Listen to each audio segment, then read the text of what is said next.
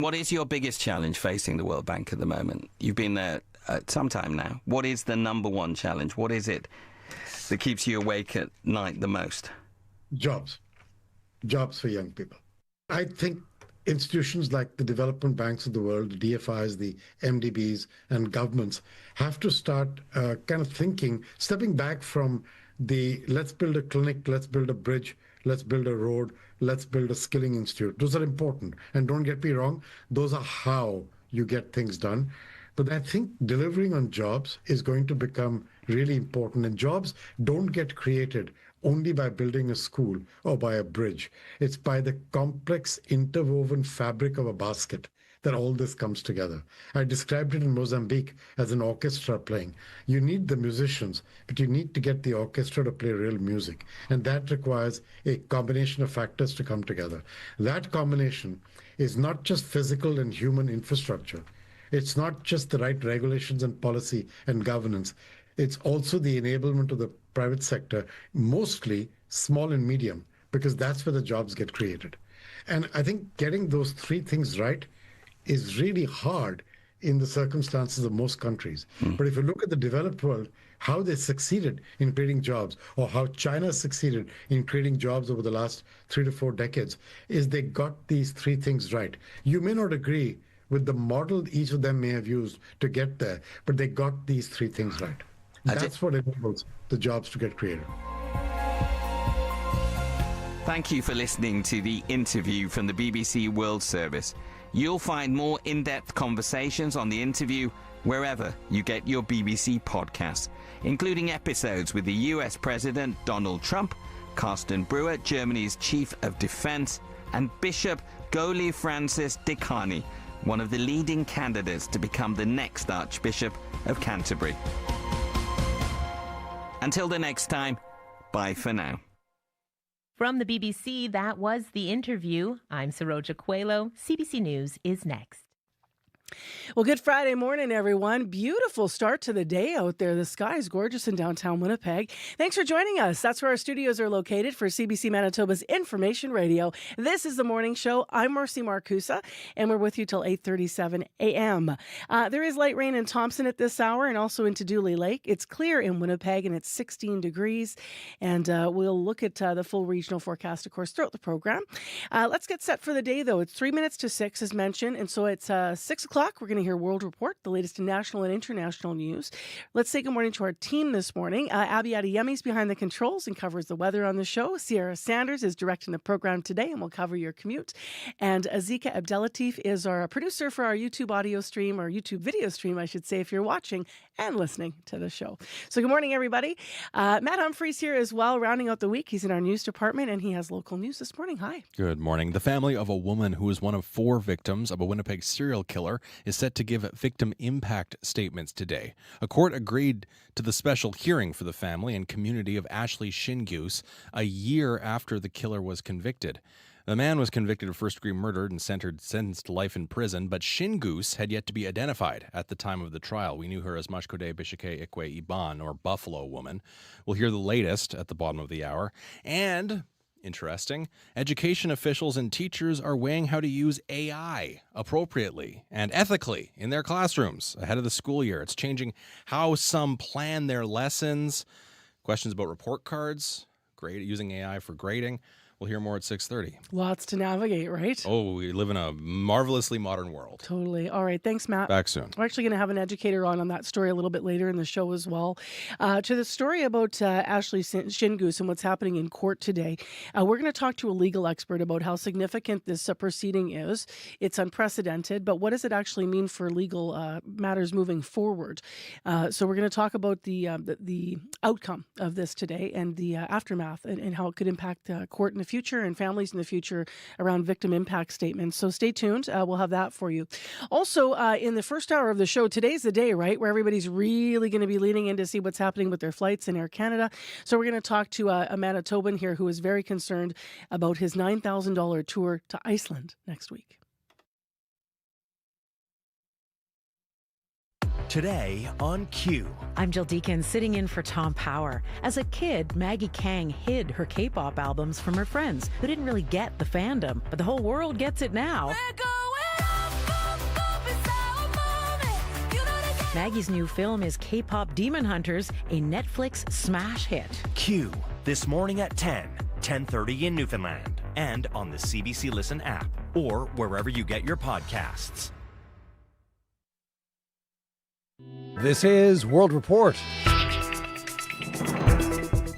Good morning, I'm John Northcott.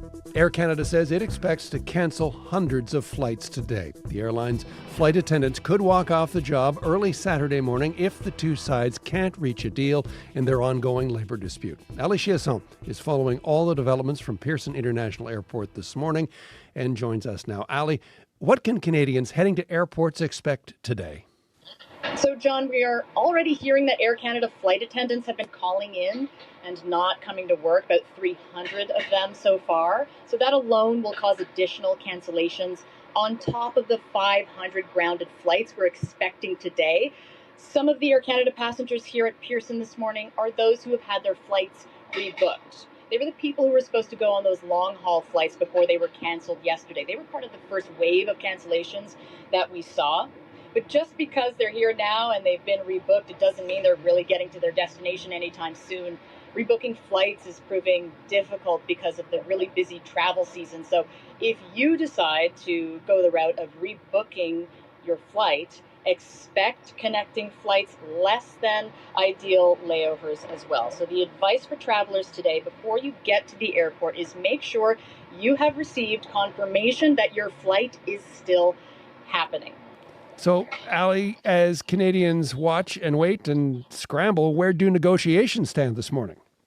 Well, right now it's really a big if the union agrees to move forward with binding arbitration. So binding arbitration is where a third party comes in to facilitate a deal that both parties have to agree to.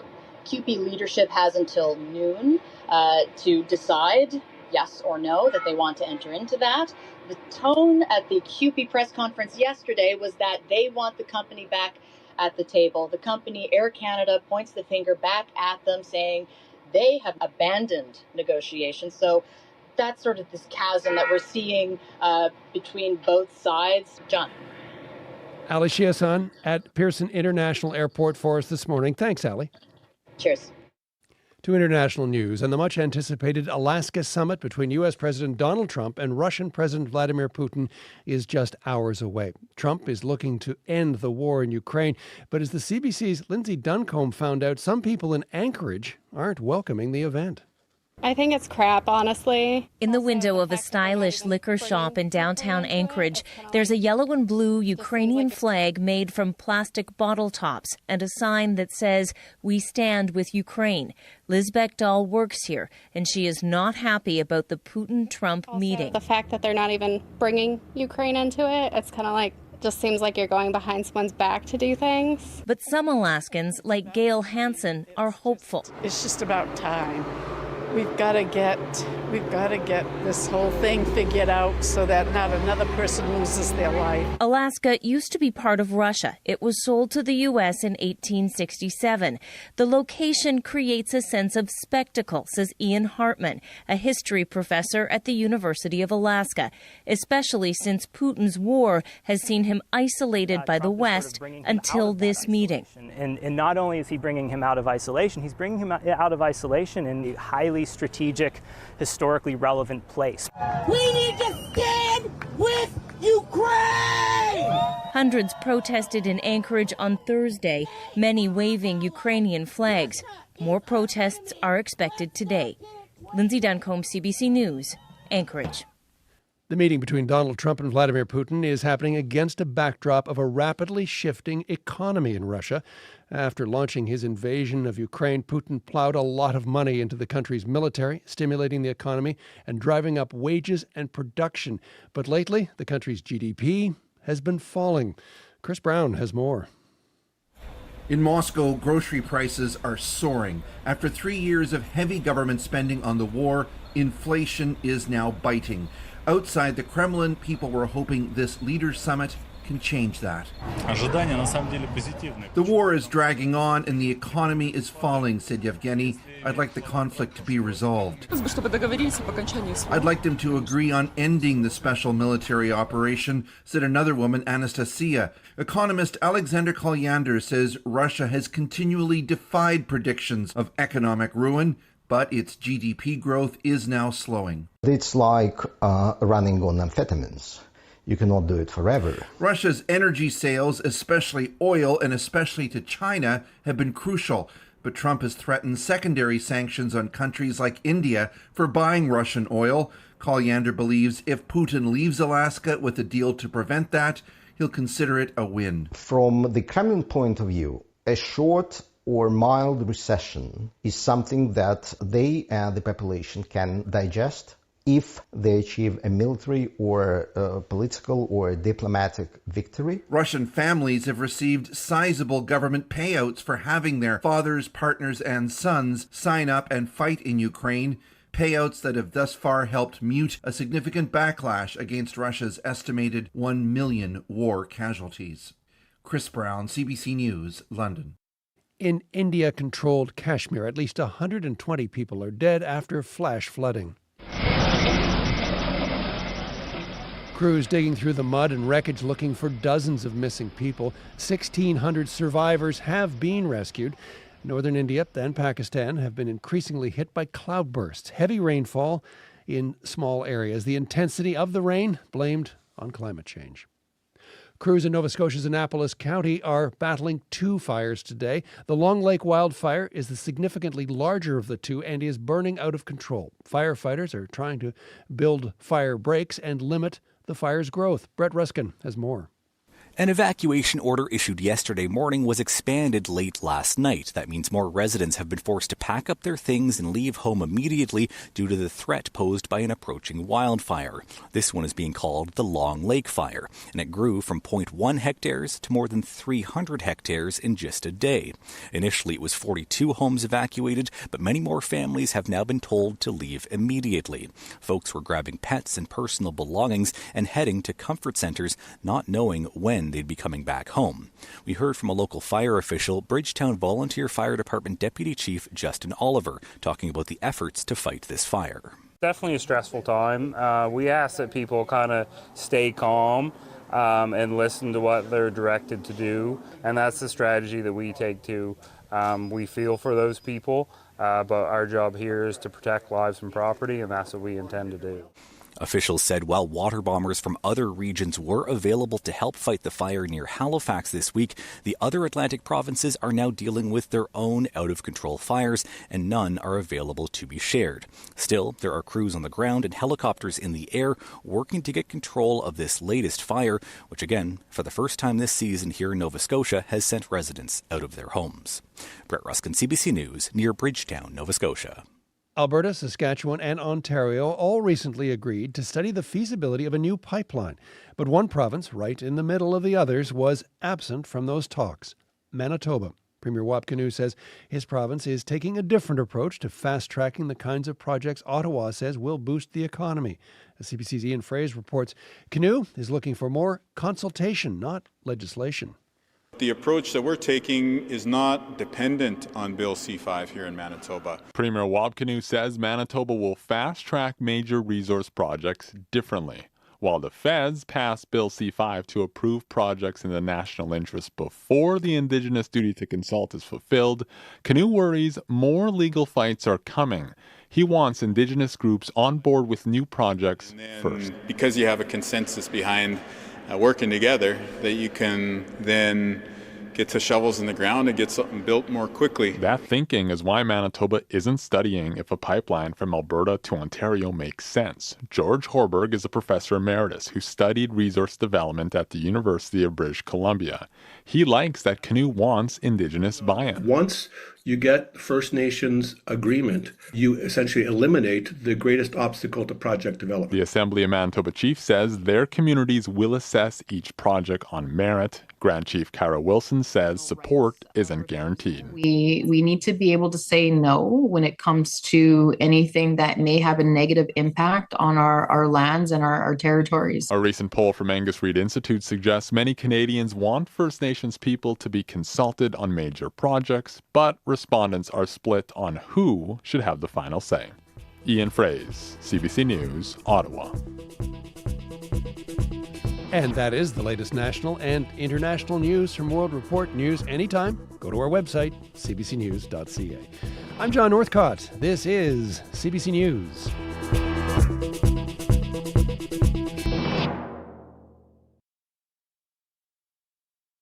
Friday morning, folks. Thanks for joining us here. Middle of August, right smack in the middle, August 15th. I'm Marcy Marcusa with our team here at Information Radio, and you're listening to CBC. Coming up this hour on 89.3, as Air Canada begins canceling flights ahead of a potential strike, we're going to hear from a Thompson man who's wondering whether he and his wife are going to be able to make it to their $9,000 tour in Iceland next week. It was a trip that they were really hoping to take, planning for a long time. Will it happen, and what are his concerns? So stay tuned. We're going to talk with him. Also, earlier this week, the federal government announced more than $25 million in funding for electric vehicle projects. We'll hear more from an automotive expert about what that might mean for Canadians and the shift to EVs. Will that kind of money even make a dent if you're traveling across Manitoba, where we know, especially if you go north, there's just not enough charging stations. So stay tuned. We're going to have that discussion this hour as well. With other news headlines out of Manitoba, Matt Humphrey's back. Hi. Good morning. In an unusual move, Manitoba court is set to hear victim impact statements from the family of Ashley Shingoose today, nearly 1 year after her killer's trial and sentencing. Shingoose's identity hadn't been identified at the time of the killer's sentencing. She was known only as Mashkode Bishake Ikwe Iban. Courts do not typically allow statements to be entered into the record after sentencing has concluded, but the Court of King's Bench says the circumstances of this case are exceptional. We'll hear more at the bottom of the hour. And artificial intelligence is changing how some educators plan their lessons and how they think about assignments for students. They're contending with how to use generative AI appropriately and ethically in their classrooms ahead of the school year. We'll dig in deeper at 6:30. Have you used AI? Okay, I'm really, really, really, really careful with AI. Yes. Here or there, I've been in situations where someone's had a picture and they've kind of like changed the hairstyle or like something like that. Sure. But not readily, no. And I never use it for any other writing. Ever. I would never use it for work. No. Yet. I mean, never. No, I don't think I would use it for. Yeah, it's not on my radar. But if you have a question. And now the new Google Gemini thing, if you Google a question. See, so right there, of course I've used AI. Yeah. Right? Like we've all used AI. And we're already talking about the old internet before Gemini had the generative answer to the question that you Google. Yeah. So yeah, of course I've used AI. I think that's part of the interesting thing about the classroom. You have to allow some of it in, and then you have to decipher how to teach kids how to navigate it and how to fact check, and it's going to become increasingly difficult and fraught. Yeah, yeah, totally. All right, thanks, Matt. Back soon. Matt, a real person here, not AI. With our news headlines, we're going to have an educator on later in the program. Okay, Abby is also a real person and been looking at the weather. Good morning, Abby. Yeah, good morning, Marcy. And real cloud outside, also really? Not generated. I thought it looked pretty nice this morning. Are we cloudy now? Really pretty nice. We're expecting a cooler day than yesterday, and that's the situation we'll be seeing across board. It's going to be sunny and pleasant across the province. Sunny starts and a mix of some clouds later in the afternoon in the south, and the north will stay cooler. We're still going to see some scattered showers all the way into Thompson and surrounding regions. Winnipeg at this time, we're seeing 16 degrees. The Red River Valley region will enjoy more like mainly clear skies to start the day. Then a few clouds will roll by the afternoon period. We're going to get some winds from the west, and it's going to make it feel really fresh, not with the humidity factored in. We're heading for a high of 23 today, and then some clouds are rolling overnight, but that should clear by tomorrow morning, and we'll see some sunshine. Down south, we're seeing 9 to 15 degrees. Sunshine will dominate most of the regions from Brandon all the way down to Gimli and Dauphin. All those regions will see some sunshine today, and most of the regions will warm up to 23, 24. Up north, we're seeing 7 to 10 degrees at this time, and the highs would be close to 16 in the Par, and Churchill will only be around 8 degrees. But right now, Winnipeg, we're starting cool, and it's going to be a sunny day Currently 16 degrees. All right, thanks, Abby. Thank you. And Sierra Sanders now with our commute. Good morning. Good morning. Kicking off the show here and kicking off your Friday commute. So not too much going on out there at this moment. Things are moving along pretty smoothly. But if that's not the case and something's getting in your way out there, whether you are here in the city or out on the highway, whether you're walking, biking, driving, scootering, however you are getting around this morning, I'd love to know what you're seeing and what might be slowing you down out there so I can let your fellow listeners and commuters know. The number to call is 204-788-3093.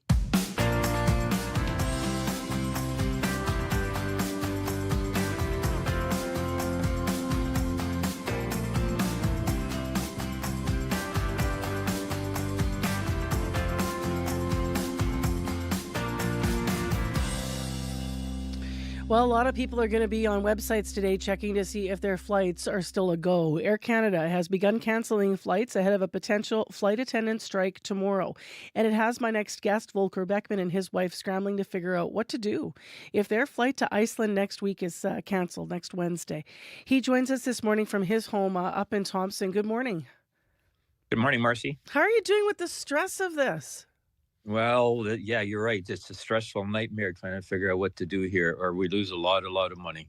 Yeah. So is this on the list of a trip of a lifetime, or where does this rank? How special are these plans to go to Iceland?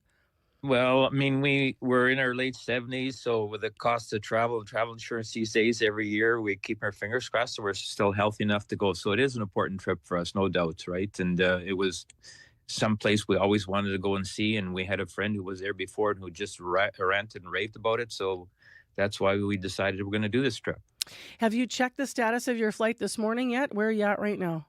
Oh, I'm at it every few hours, and that's the dilemma right now because I learned this last year when we went on a trip that it was also to France at the time, and there was a pilot strike, if you recall. And so we booked alternate fares at the time and then found that when the strike didn't happen, that was even a worse situation. We had 3 different flights booked trying to get your money back. So we want to be careful this time not to make that happen. So what we've done is we've gone to air passenger rights to see what the alternatives is and trying to read what the rules are from Air Canada. And of course, they say they'll offer an alternative flight. I'm guessing, well, how is that even possible knowing there's 130,000 passengers a day, or they'll offer a refund. And that's not accurate either, because last year when this happened, the refund was just a credit on another trip in the future, right? So the best option is if there is a strike, then you'll get a refund. But then the question is, how do we get there? So I started looking around through Expedia and Flight Hub to see what the alternatives were. And good grief, I went to WestJet to see if I could book that trip in. And at the time was like $1,600 for the two of us from Winnipeg to Reykjavik. Mm-hmm. And I just put it on hold and minimized the browser. I looked somewhere else. And when I came back, that $1,600 flight had bumped to $2,400. And then I thought there was something wrong here. And then I minimized it again. I came back a couple hours later because I was exploring things. And the flight bumped to $3,200. And I thought to myself, what kind of algorithm does WestJet have that all of a sudden now that flight has gone from $1,600 to $3,200 while it's still on my screen? Yeah. I mean, that to me is like that's unacceptable, for heaven's sakes, for airlines to do that, right? So what happened last year? I'm just curious, when you did sort of try to, you said you wouldn't do this again, but last year you ended up booking multiple flights, and then did you get all that money back, or were you stuck with credits then? That was the big question. I mean, we have a flight just we do now where there's a tour time that we have to arrive at. And if we miss the boat or miss the tour, that money is lost. So if you offer us an alternative flight the next day, that doesn't work. So what we did last year, I said, okay, there's a strike pending here. Let's find an alternate flight. Because again, if there is a strike, Air Canada says, again, they'll give you a refund. Well, then we found a Lufthansa flight that we booked last year. And I told my travel agent, okay, we're going to arrive at a different time for a pickup. So just to let you know, she said, what flight do you have? I said, Lufthansa. She says, there is no Lufthansa flight out of Winnipeg. I said, well, that's what my itinerary says. I see the Lufthansa logo on it. And she asked me for what the number was. I gave the number. She said, that's a code-shared flight with Air Canada. It's still an Air Canada flight. Wow. Okay. So again, I mean, so then we booked a Delta flight to the United States. Now, I would hesitate this time to do that. The last thing I want to do is get stuck in the United States and go through security and find something derogatory on my phone and my wife's phone about Mr. Trump or whatever, and then create all kind of other situations. So it's a real juggling act for a passenger to figure out what's going on. So fortunately, last year, Yep.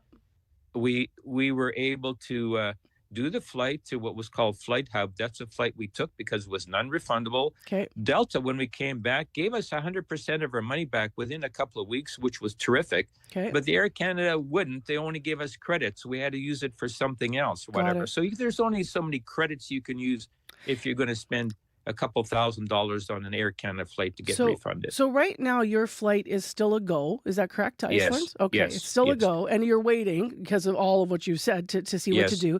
You alluded to a trip you have in Iceland, a tour book. What would it mean for you in your pocketbook if your flights are canceled? Then tell me a bit about, will you lose all the money for that tour? How much did you guys pay for it? Well, you know what? I mean, we're driving to Winnipeg, right? So that's an 8-hour trip. Then we're in a hotel in Winnipeg. Then we're going on the flight. Then we're going on a tour. They're coming back with another hotel stay in Winnipeg. We're paid for the airport parking while our vehicle is all this time.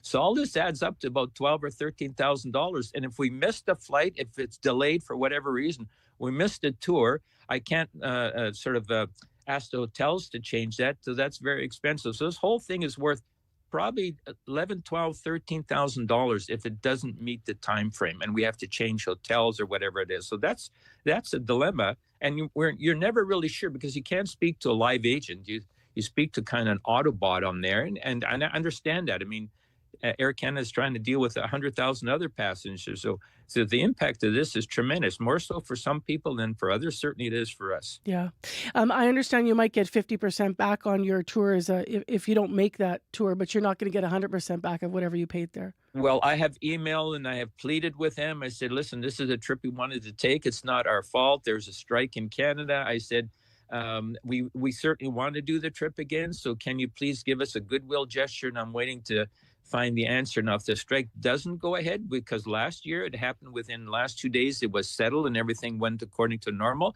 So it's like pins and needles every day trying to figure what we're doing. My wife she doesn't even want to come in the room when I'm on the browser or whatever to see what's going on, right? So I said, I'll make this work one way or the other, whatever. I just don't know how much it's going to cost. Well, I'll tell you what, we've all benefited from hearing what you've tried to make work, and also hearing, with the various airlines, what your experience has been. I really hope, that tomorrow, this is a non-issue, but today's going to be one of those days. So today, obviously, you're going to spend the day how? Just on that website? Yes, absolutely. I mean, the last thing, and I went through Air Passenger Rights quite a bit to see on their Facebook page and their website the options, and they're really good in giving advice. And they said, and that was a mistake I made last year. I made these changes before the strike happened, which it didn't. But this year, he said, wait until there's a strike called. Then you have much more authority or much more, advantages in that respect. So that's what I have to wait for. All right. Well, strike or not strike. Air Canada flight attendants could walk off the job as early as 11:58 p.m. tonight, so just ahead of midnight. Volker, thank you very much for being up early with us and telling us about what you're going through. Thanks, Marcy. I hope to bring you back a glacier souvenir, maybe a piece of lava flow or something if we do this trip. We'd be thrilled to get that. Take care. Take care. Thank you. Bye-bye. Bye-bye. That's Volker Beckman up early with us live from Thompson, where he lives. He and his wife plan to fly to Iceland from Winnipeg next Wednesday via Air Canada. As you heard at the beginning of the interview, they're in their 70s, so this is a really big, important trip, and they're aware that, they say that this could be one of their last big trips. So they're waiting to see whether or not they're going to be able to get there. Whether you're hanging out or out on the move, stay in the know with CBC Listen. The cost of living with Paul Havershrud goes beyond facts and figures. Real estate is the 800-pound gorilla of Canada's economy. And What on Earth with Laura Lynch explores the climate change crisis, problems and solutions. What happened that made you start to think and see climate change differently? The Cost of Living and What on Earth. Available now on CBC Listen. 6:23 a.m., 16 degrees and mainly clear in Winnipeg this Friday morning. And the Manitoba Electric Vehicle Rebate Program here in our province does offer rebates of $4,000 in the purchase of new eligible EVs. Tesla rebates are excluded. You might remember that. You might also recall that some funding came in 2022, $2.5 million in federal funding for electric vehicle charges to be improved. We also know, though, that when it comes to EVs, we have kind of a scattered system in Manitoba, and some people say, especially if you're trying to drive even from Winnipeg north within our province, you feel like maybe it's stressful, along the way. We've heard from drivers and travelers to make it, from station to station. So now there is more funding. Ottawa is spending over $25 million to boost Canada's electric vehicle network. It includes adding over 850 new public chargers all across the country. Canada has set ambitious goals to make 20% of new vehicles electric by 2026, aiming for 100% in a decade. Now, to talk about this today and what it looks like, Greg Layson's with us via Zoom. He's digital and mobile editor for Automotive News Canada. Good morning to you. Good morning. So how big of a deal is this latest funding for the country's shift to EVs, do you think? Oh, man, after your intro, I'd like to say it's huge, but unfortunately it is, as one executive called it, a bit of a nothing burger. And that is because while it's $25 million, and that sounds huge, the $25 million is actually split three ways into sort of three different projects, if you will. One of them is charging infrastructure for the general public, but it's only 850 chargers coast to coast to coast, and many of those are concentrated in Quebec. So while it sounds big and it's a big number monetarily, it just doesn't do enough in terms of charging infrastructure in Canada. Which then looks at that other goal of, even 20% of EVs by 2026. It seems a little bit out of reach. What else needs to happen, in your view, to make owning an EV a realistic choice for more Canadians? There are a bunch of things that need to happen. I mean, first and foremost, I think, and many will tell you, is that it's education. I just don't think people know what an EV can offer them, what they can do, and what they need from an electric vehicle. Look, it's a little bit different in Manitoba than it is in Ontario, than it is in Vancouver, but generally speaking, 80% of Canadians only travel 50 kilometers a day. And so if you have access to a charging port at home, or can put one in, an electric vehicle probably works for you, at least as a second vehicle. But I don't think people know that. I think they believe they travel greater distances than they do. The other thing is price. They're just too expensive. No one in Canada is willing to put up the money up front for the savings over 6 or 8 years. So once we hit price parity, that too would help. Those are the two biggest hurdles, I believe, and the industry believes, that are keeping people from buying electric vehicles. If 6 to 8 years is too long to hit parity for a pocketbook, what is reasonable, do you think? Like if you could break even in a year or two, like how much of a difference would that make? Like, where do the prices have to move, I think right now, people would like to see at least some return on their investment in the first 2 or 3 years. That's not to say price parity isn't coming. They are getting closer. The other problem is this. It's really hard to make an apples to apples comparison in the auto industry when you're buying an electric vehicle. Chevy Equinox has an internal combustion engine version, and it has also the electric version. And so when you can compare the two, you can make an educated decision. But when you're buying something that isn't exactly the same, it becomes more difficult. I want to talk about trucks and buses, because the funding also supports electric trucks and buses. How can we encourage businesses to switch their fleets to electric? I think for the fleet management, they too need charging infrastructure. For your listeners that don't know, GM has an electric commercial delivery van factory in Ontario, and it is right now idled because there's no demand. And part of the reason analysts tells me there are no demand is because corporations don't have the charging infrastructure on site at their warehouses, their depots, their headquarters, their parking lots. And so a lot of the problems in electric vehicle uptake is that governments and automakers sort of put the cart before the horse. They were, government said we had to buy them and automakers had to make them, but we had nowhere to charge them. And so now this announcement this week is a step in the right direction in trying to correct that. Let's go to the targets. 20% of new cars electric by 2026, 60% by 2030, so it ramps up, and then they want 100% by 2035. How lofty is that? Are we on track to meet those goals if what we're talking about happens? Prices come down, charging stations are built? I think we were on track. We were on track at the end of 2024. Uptake nationally was about 18% when it came to electric vehicles. Now, with no federal incentive program, that number sort of drops. Sales are down. They crashed this year, so they're not buying as many. So I think even the 20% target in 2026 will be very, very difficult to meet, although I think we could have gotten there had the incentive stayed. As for the 100% by 2035, I think it's just impossible. Always has been impossible to me.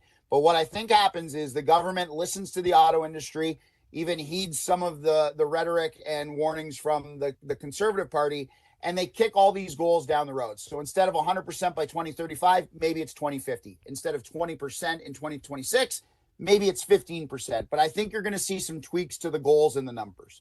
Thanks for being with us, Greg. Appreciate your time. Anytime. That's Greg Layson with us, digital and mobile editor for Automotive News Canada, joining us live via Zoom.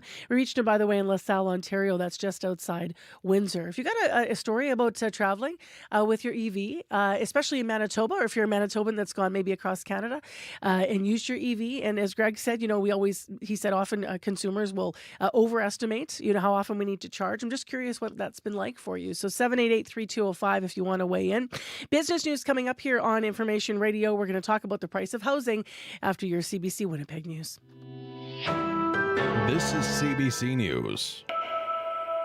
At 6:30, we're at 16 degrees with mostly clear skies over downtown Winnipeg. We have a much cooler day expected ahead compared to yesterday. Good morning, I'm Matt Humphrey. The family of Ashley Shingoose is set to deliver victim impact statements nearly a year after her killer's trial ended. It's an unusual hearing, but the court said this week it called it appropriate given the exceptional circumstances of the case. Shingoose was one of 4 women killed by a Winnipeg serial killer. While the identities of the other 3 victims were known at the trial, Shingoose has not identified until March of this year. She was going by under the name of Mashkode Bishike Ikwe Iban, or Buffalo Woman. Mark Cruz teaches Indigenous law at the University of Manitoba. This is an opportunity for the family to have their story told and their how it's impacted them heard by the court. And so, again, completing that record, but really allowing the family a moment to heal and to be heard.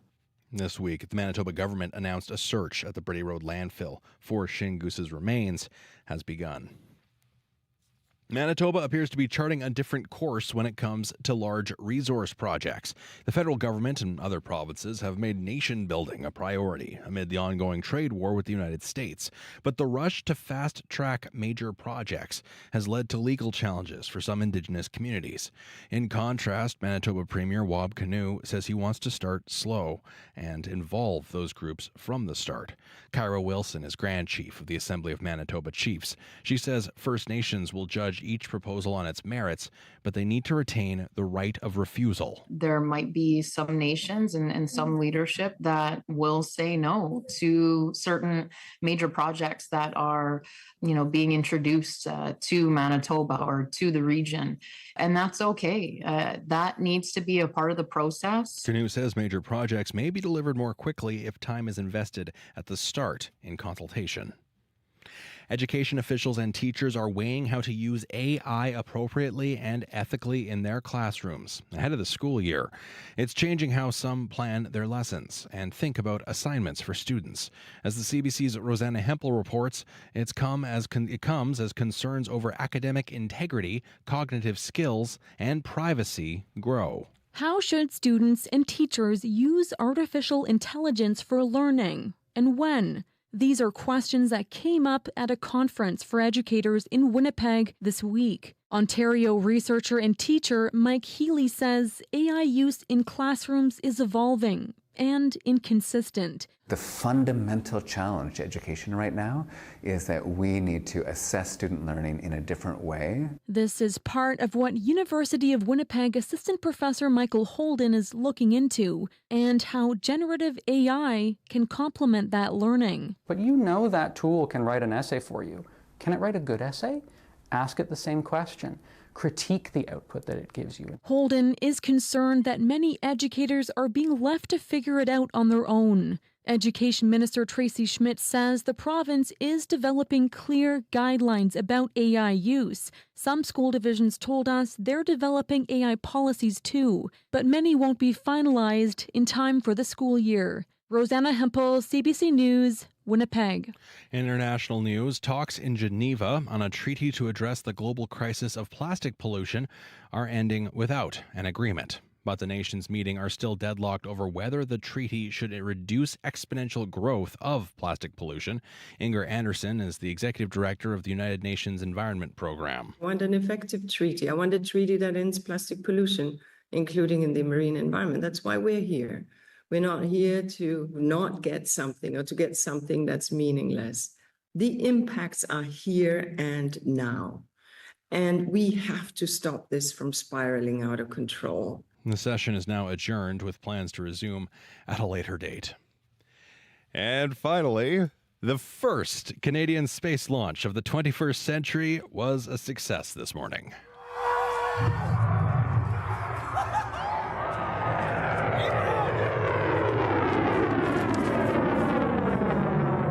There it goes. Star Sailor lifted off on Cree territory in northern Quebec this morning. The mission is a collaborative effort between the Space Concordia Rocketry Division, a school, and members of that local Cree community. It's been in the works for 7 years. More than 700 students worked on the project. It's Canada's first space launch in more than 25 years. And Marcy, it was a success. I love hearing the sound of the excitement, right? Oh my gosh. Like sometimes you get that really quiet, and we're there. As soon And as like a little golf clap, right? Absolutely. Not this time. This is like a touchdown There's a bunch cheer. of I liked it. university students. Yeah, right? And it was, as soon as I heard it happen, I went, that was from a live stream that streamed 2 hours ago. Love that. Yeah. I love that. Yeah. That's exactly how most of us would sound, right? If you built a rocket ship. Yeah, and spend all that time, and then finally this happens. Like, Yeah. I'm glad to hear that, Joy. All right, thank you very Back much, Matt. soon. Matt Humphrey in our news department this morning. All right, let's get the latest on our forecast now, the regional forecast with Abby Adiyami. Some sunny and pleasant conditions across the province. Today, we're seeing sunny stats in the southern part of the province. Then a mix of clouds will build in the afternoon. We still have few showers, and it's scattered in the northern part of the province this morning. Going across the region now. In the Red River Valley region, Winnipeg is clear at 16. Light winds coming from the west. Sunshine will dominate the morning, and then we'll see a mix of sun and clouds arrive this afternoon. It's going to feel breezy at some point. We only get to 23 today, and partly cloudy conditions will come in the evening. That overcast will take us overnight, and then we'll see a clear Saturday morning. In the Pembina Valley region, we're looking at similar conditions. 13 degrees right now, more than Winkler, Altoona, Morris. Expecting sunny skies also this morning, turning into a mix of sun and clouds as you get into the afternoon. Winds will come from the west and feels breezy at some point. Highs will hit 23 for most of the regions there. Heading west, Brandon, Nipawin, all the way down to Minnedosa and surrounding area. We're looking at 8 degrees this morning. It is also clear, some clear skies there.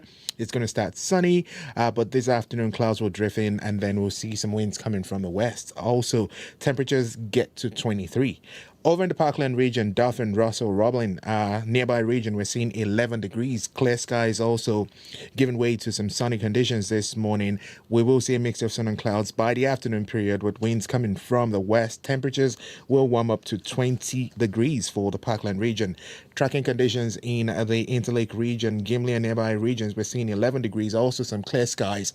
Sunshine on its way. We'll see a shift to a mix of sun and clouds by the afternoon period with some winds also coming from the west. 23 degrees, the high also for that part of the province. Now up north where we're still enjoying some, scattered showers. The part of Flin-Flon, we're looking at 7 and 9 degrees in that part of the province. Light rain still falling from yesterday. Once this gives way, we'll see a mix of mainly cloudy conditions along with more showers still hanging back. Temperatures will be warming to around 15 degrees and more cool conditions will come after that into the overnight period. Thompson, also light rain there, 9 degrees right now. The showers is going to be tapering off in the afternoon period, leaving the room for cloudy skies. Some winds will come from the northwest. We'll see temperatures get near 10 degrees for Thompson, while up north where we're seeing the cool conditions, 7 degrees right now. Light rain also falling in Churchill. That continues today, bringing about 5 to 10 millimeters, just adding to what they've been getting since yesterday in that part of the province. Some strong northwest winds will come your way. We'll see temperatures just get to 8 degrees degrees this morning for Churchill, and for the rest of the day, it gets to cool down to 6 degrees. So conclusion, we're looking at more like a cooler day than yesterday, Marcy. We're going to see sunshine dominating most of the province this morning. And the south, we'll see some sunshine, and maybe some cloudy conditions will come later. Winnipeg right now, it is clear outside, and we are at 16 degrees. All right, thanks, Abby. Thank you. Let's get into the morning commute now. Sierra Sanders has popped in to tell us what's going on. Anything going on? Not too much, but I feel like I should hold my breath because I feel like the first hour of the show, I usually saying, oh, there's not too much going on. Things are pretty smooth. And then yesterday happened when we got that massive kind of downpour there with the rain and the little storm that rolled through. And then next thing you know, the phone was ringing off the hook for the rest of the show. So I'm going to hold my breath right now. But if you are out there on the roads, things are moving smoothly out there. Not too much that I'm hearing from the commuter line, but if there is something that is getting in your way out there, whether you were here in the city or out on the highway here in the province, I would love to know, so I can let your fellow listeners and commuters know. The number to call me at is 204-788-3093. Thanks, Sierra. Thank you. I've been checking the airport here in Winnipeg and the website all morning, and they don't yet have anything sort of there that talks about any cancellations or problems with Air Canada. I think today's obviously going to be the day for that, we know. So just so you know, nothing there yet in any kind of a big statement way. So if you are watching your flight this morning, you can reach out to us and tell us your story, as that's how we started the show with one gentleman worried about it. 6:40 right now, though, we have to move to business news. If you're a regular listener, then you know that Crystalie Ramlichan's about to join us via Zoom. Good morning. Hey, good morning, Marcy. So why don't we start with the price of housing? I understand you have new information that shows the reality for renters. Yeah, so a new survey shows that more than 1/3 of renters are spending more than half of their income on rent. And this is even as the rental market has cooled off recently. So the report from rentals.ca says those spending that much of their money on rent are more likely to experience longer search times, higher frustration, and consider moving cities. Now, for younger renters between the ages of 18 and 24, about half of them say they are spending more than half of their income on rent. And a common budget range for them is between $1,000 and $1,500 a month. The report says less than a quarter of respondents are spending 30% or less on rent, which, is often considered the affordability benchmark. So not a lot of people, I guess, achieving that affordability benchmark. And the national average asking rent did fall 3.6% last month, but was still at just over $2,100.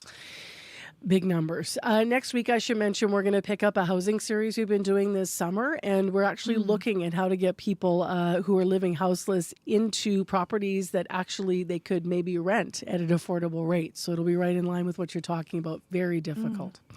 All right, let's talk about AI, because there's a new advisor on AI who's been making a lot of news. He's joined Meta. Who is he, and what details do you have about it? Yeah, so conservative influencer Robbie Starbuck has a new role advising the tech giant on how to prevent bias in its artificial intelligence systems.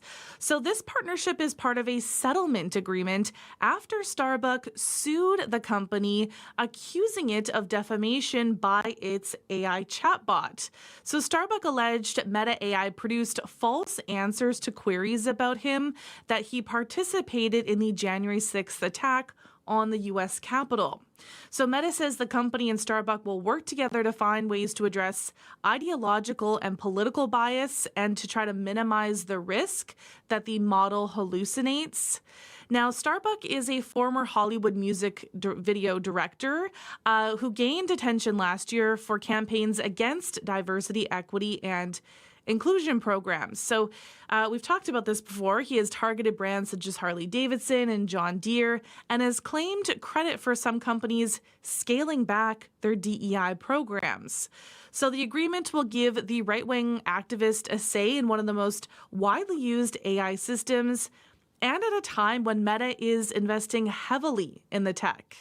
And later this morning, we have a local educator on to talk about AI in the classroom. So many aspects to how it's affecting our lives. Before we talk numbers here, how are some brands trying to profit after Taylor Swift's album announcement? Well, major companies have gone into marketing overdrive to tie their brands to her. So after her highly successful Eras tour, obviously it's clear she generates a lot of buzz and draws in a lot of dollars. You know, her concerts became economic events with people traveling for them and spending money on hotels and restaurants. So orange-themed posts from big brands have been rolling out. Swift appeared on stage wearing orange numerous times towards the end of her Eras podcast, and she discussed her feelings about the color on her boyfriend's podcast, where she made the announcement that, you know, she's always liked the color and that it feels energetically how her life has felt. So companies such as United Airlines, Olive Garden, Shake Shack, FedEx, Buffalo Wild Wings, Cinnabon, Walmart, and Netflix have posted orange-hued memes on their social media accounts. And then more than a dozen NHL teams followed with posts as well, acknowledging Swift's new album. Wow, hey? Immediately. She's just she's a marketing guru. She's a powerhouse, yeah. Yeah, and she knows it. It's fascinating to see the different methods she does to get her messages out and how everyone responds. Wow. We'll see what the album's like, too. What's going on in the market so far? So in Europe, stocks opened higher. Germany is up, the UK is down, France is up. In Asia, Japanese markets closed at a record high. So right now, Japan is up, Shanghai is up, Hong Kong is down. Oil is down 58 cents to 63.38 US per barrel. Gold is up $3.60 to $3,338 US per ounce. And the dollar is up 1/10 cent to 72.5 cents US. Have a great weekend, Crystalie. Thanks. You too, Marcy. That's Crystalie Ramlakan with our business news on CBC.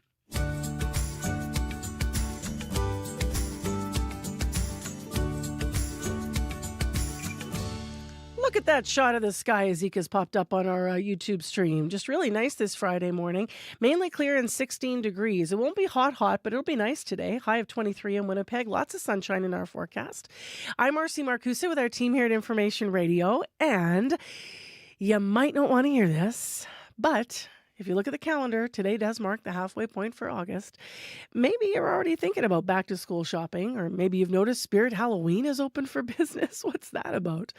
Now, if you follow new music being released, though, you might be wondering what this year's song of the summer was. Some years it's obvious. I would say that this year, not so much. Today on Up to Speed, on the afternoon show, they're asking, what is your song of this summer? What was the one earworm that you couldn't get out of your head, or maybe made the best soundtrack for your road trip?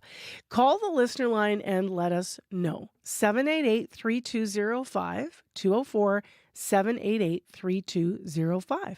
Or you can email uptospeed@cbc.ca and tell us what the song of the summer was for you.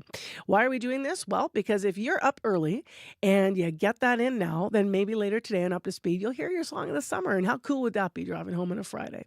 Let's get you a little bit warmed up for this.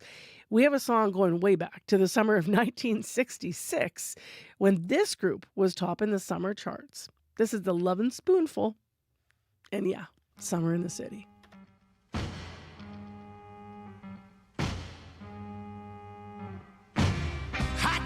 Summer in the city, back of my neck getting dirt and gritty. Bend down, isn't it a pity? Doesn't seem to be a shadow in the city. All around, people looking half dead, walking on the sidewalk hotter than a match here. But at night it's a different world. Go out and find a girl. Come on and dance all night. Despite the heat, it'll be alright. And babe, don't you know it's a pity the days can't be like the nights in the summer, in the city, in the summer, in the city. Cool town, meeting in the city, dressed so fine and looking so pretty. Cool cat, looking for a kitty, gonna look in every corner of the city. Till I'm wheezing like a bus stop, running up the stairs, gonna meet you on the rooftop. But at night it's a different world. Go out and find a girl. Come on and dance all night. Despite the heat, it'll be alright. And babe, don't you know it's a pity the days can't be like the nights in the summer, in the city, in the summer, in the city.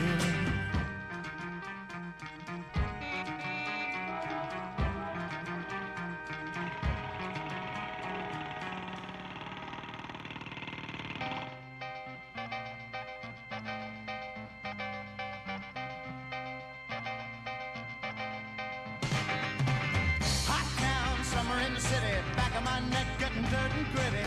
Been down, isn't it a pity? Doesn't seem to be a shadow in the city. All around, people looking half dead, walking on the sidewalk harder than a match head. But now it's a different world. Go out and find a girl. Come on, and dance all night. Despite the heat, it'll be alright. And babe, don't you know it's a pity the days can't be like the nights in the summer in the city. Summer in the city.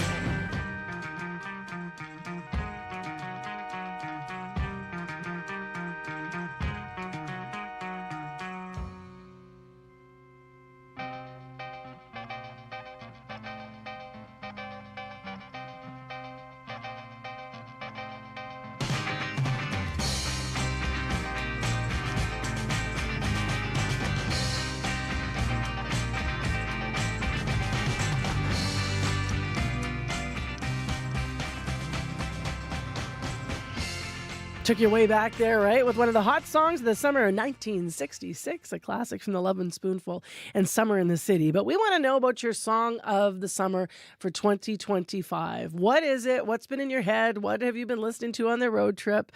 204-788-3205 or email uptospeed@cbc.ca with your summer fave. We might play it this afternoon on Up to Speed between 3 and 6. We carry a world of information in our pockets because we want to know. Breaking news that shapes our world, staying on top of stories around the globe, and connected close to home. It's news you can trust, delivered when you want and where you want on Canada's News app. Now with CBC Radio 1, local and live. Download the CBC News app for free. Well, making news today, U.S. President Donald Trump meeting with Russia's president this afternoon in Alaska in highly anticipated talks.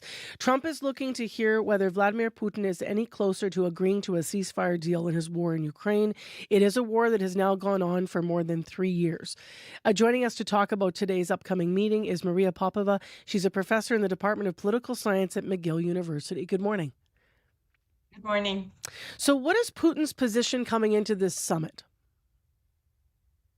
So Putin doesn't seem ready to discuss a ceasefire. He doesn't even seem to want to discuss Ukraine. He did not bring his main Ukraine negotiator, which really kind of tells us that Putin wants to discuss bigger things. He wants to discuss a reset in the Russo-American relationship because he's looking to position Russia as a bigger power on the global stage that is working with the US to divide the world into spheres of influence. That's his ambition, much bigger than what the reality is on the battlefield, which is that he can't win his war against Ukraine.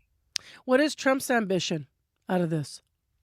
Well, Trump is much more focused on the war. He has promised to end this war very quickly. He hasn't been able to do that. So he wants to achieve a ceasefire because he wants to be a peacemaker, and he seems to be interested in the Nobel Peace Prize here. Ukraine, obviously not part of this summit. Recap the position of Ukraine and Europe as they're watching this today from the sidelines. Although we've heard on World... It's quite absurd. Yeah, it is. Yeah, it's quite absurd that they're not part of this summit because they're a side to the war. The U.S. is not fighting in this war. But Ukraine has reiterated its position that it is committed to its territorial integrity. It doesn't have a constitutional provision under which to be making territorial concessions. They've reiterated that they're committed to a ceasefire, but in order for this ceasefire to lead to sustainable peace, there have to be security guarantees for Ukraine to make sure that Ukraine is in a position to deter Russia from launching a third invasion of Ukrainian territory. So that's what Ukraine is emphasizing. That's what Europe is emphasizing too, because they do realize that Russia is a big threat to security in Europe, and they want a solution to this bigger threat. Do you think that Trump and Putin are going to be talking about territorial, actually talking about the land today, which is what this is all about? Putin has never changed his position, though, on backing off, on taking, those parts of Ukraine that he sees that are, in his view and ideology, are actually Russia. I mean, the problem is he thinks all of Ukraine is Russia. That's the bigger problem here. And that's why, even if they talk about territory is not a solution here because Putin wants all of it. He doesn't want certain parts of Ukraine. If if he gets these parts of Ukraine now, it's not a solution because he has already said all of Ukraine belongs to us. So it's hard to know. It seems that what they will be talking about today. Trump certainly thinks that territorial concessions can solve it, and he wants to talk about that. But whether Putin will want to talk about that, we don't know. No. He didn't bring the right people to talk about that. How strategically important is the Arctic for Russia and the U.S., looking beyond Ukraine just for a moment, because, this meeting obviously is in Alaska? I mean, the Arctic could be a good ploy here for Putin to discuss this idea of global spheres of influence. He may want to offer Trump, some discussions about how they can delineate their relative influence in the Arctic. That's what Putin is hoping for, to be treated like the big superpower that Russia no longer is. And so it's possible that he would bring this up, but whether Trump would be interested in this discussion, harder to know. I think he is more focused on the war and on a ceasefire. If Trump decides to slap more sanctions and tariffs on Russia's trading partners, especially China, what does that mean for Russia? It could be truly disastrous for Russia if Trump follows through, because Russia has basically severely undermined its trade relationship with Europe. It's at an all-time low. So Russia is highly, highly dependent on China and India to sustain its economy. And if they pull away because of American sanctions, American secondary sanctions, on their trade with Russia, then this can have disastrous consequences for the Russian economy. No doubt about that. But what is uncertain is whether Trump will follow through with these threats. He's made a lot of threats to Russia in the last few months, but he has not followed through. He keeps extending the deadlines. So we really should not be very confident that he will follow through with this threat. All right. Thank you very much for your analysis, Maria. I appreciate you starting us off here on a day that the world will be watching. Thank you. That's Maria Popova. She's a professor in the Department of Political Science at McGill University. She is in Montreal. More analysis of the Trump-Putin meeting coming up at 7 on World Report. It is now exactly 3 minutes. Yeah, I waited for the clock to flip to 7 o'clock. Right now, it's time for our local news headlines. Matt Humphreys, come back in. Good morning. Good morning. Premier Wab Kinew is setting his government apart from neighboring provinces by insisting he doesn't need Ottawa's controversial legislation to fast-track major resource projects. Alberta, Saskatchewan, and Ontario recently agreed to study the feasibility of a new pipeline, but Manitoba has been absent from those talks. Kinew says our province will be taking a different approach to fast-tracking projects by focusing on consultation with Indigenous communities first. We'll hear more after World Report. All right. Thanks very much, Matt. Back soon. 16, mainly clear in Winnipeg, a high today of 23. And we have in Brandon a clear sky, 8 degrees. Thompson with light rain this hour and 9 degrees. On your morning commute, if you need us, 788-3093. Please give us a call and let us know what's happening out there. Pretty quiet this Friday morning so far. Still ahead in the program, the Alexander Docks in Winnipeg have a layered and complex history. It was the place for commerce and community. It's also where the body of 15-year-old Tina Fontaine was found just over a decade ago. Thousands gathering at the docks to think about her, and also Farron Hall, who was, remember, the homeless hero here. He lived houseless and he dove into the river and he saved someone, and the community embraced his story. Tina Fontaine and Farron Hall died right around that same time. So those docks have become so layered, as we said, in meaning in our community. Well, the Forks is now looking to reopen the docks, and the architect behind the new design has to reconcile the past with its future, and also with finding some joy and peace in that space. So how is the design going to do that? She's going to join us to talk about it right after your 7:30 news in the next hour. Also, the family of Ashley Shingoose, one of 4 First Nations women, as you might know, killed by Jeremy Skibitsky, will have their say in court on how her killing has impacted them. This is part of an unprecedented hearing that's happening today. It will be held in her honor this morning. We're going to talk to a legal expert about how significant the proceeding is. And while he says he thinks it's a good thing and the right thing to do in this case, in the eyes of the law, he has some concerns about how it happened. And the fact that it was a Chief Justice's decision to do this. So stay tuned, we'll hear why he's concerned. And another day, another new tariff rule for small business owners to keep up with. We're going to be joined by one of those small business owners. She is going to soon stop serving American customers altogether. Today on The Current. I'm Rebecca Zandbergen. 2/3 of Canadians with Alzheimer's are women. The reason has long been thought to be that women live longer, but researchers are finding a lot of other factors that could lead to prevention efforts. Estrogen protects the brain against dementia, but as women go through menopause, the hormone declines naturally. That's coming up on The Current. The Current, this morning at 8:37, 9:07 in Newfoundland, and on the CBC Listen app. This is World Report. Good morning, I'm John Northcott. U.S. President Donald Trump is about to take off for Alaska. And once he arrives, Trump will meet with Russian President Vladimir Putin. As Lisa Shing reports, both Putin and Trump have laid out their expectations for putting an end to the war in Ukraine. But I am president, and he's not going to mess around with me. A confident Donald Trump ahead of a high-stakes summit with Russian President Vladimir Putin. I think it's going to be very interesting. We're going to find out where everybody stands, and I'll know within the first 2 minutes, 3 minutes, 4 minutes, or 5 minutes, like we tend to find out, whether or not we're going to have a good meeting or a bad meeting. And if it's a bad meeting, it'll end very quickly.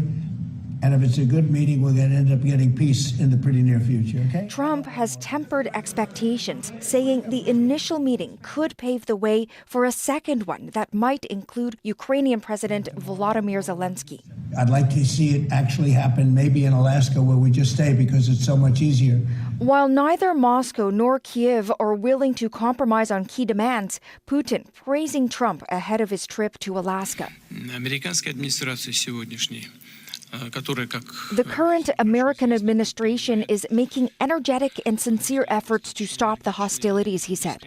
According to European leaders, Trump has promised to leave any negotiations about land to Zelensky, and there could be a joint press conference after the meeting, depending on how it goes. Lisa Shing, CBC News, Washington. Europe is watching these talks very closely, and while the UK's defense secretary is calling them a critical first step, there's little expectation they'll end the war. Crystal Gamansing has more from London. We have to let the discussions take their place. We have to see how they work. UK Defense Secretary John Healey says it is progress that U.S. President Donald Trump got the Russian president to the table. He stresses these are talks, not negotiations. Trump previously described the day as a listening exercise. Our job as the UK, as Ukraine's most consistent ally, is to lead the charge on intensifying diplomacy. In addition to diplomatic support, Ukraine this week also secured more weapons from Europe. Germany announced Wednesday it is funding a $500 million military package of weapons and munitions purchased from the U.S. Few believe today's meeting will result in anything concrete. Worst case is there will be promises made for Ukraine to give up territory. Best case, a second meeting, one that would include Ukrainian President Volodymyr Zelensky. A meeting with Zelensky probably inevitable. Sergei Markov is a former spokesperson for the Russian president. He is currently the director of the Institute of Political Studies in Russia. This meeting should be prepared by meeting with Donald Trump, because Donald Trump is the leader of the Western world. The power of American persuasion with a president who calls himself the deal maker. Crystal Gamansing, CBC News, London. Here at home, Air Canada is expected to cancel hundreds of flights today as a strike deadline looms. The airline's flight attendants could walk off the job as early as tomorrow morning, unless they can reach a last-minute deal with their employer. Passengers with upcoming flights watching closely, like Martin Parent, who hopes to fly from Montreal to Newfoundland next week. His daughter is competing in track at the Canada Games. Well, I'm extremely upset. So she's qualified. We've been thinking about this for the last 4 months. She's trained, and now it's just me, my wife and I, and we both said that we were going to be there. Like, we booked our hotels months ago. Flights, the same thing. So it's extremely nerve-wracking because we have no clue if we're going to be able to make it. Air Canada has asked the federal government to step in and send the dispute to binding arbitration. The union representing the flight attendants is expected to respond to the request by noon Eastern today. People living in Nova Scotia's Annapolis Valley are hoping a change in the weather will help fire crews today. An out-of-control wildfire is burning there, about a 2.5-hour drive outside of Halifax. It's grown to more than 400 hectares, and more than 200 people have been forced to leave their homes.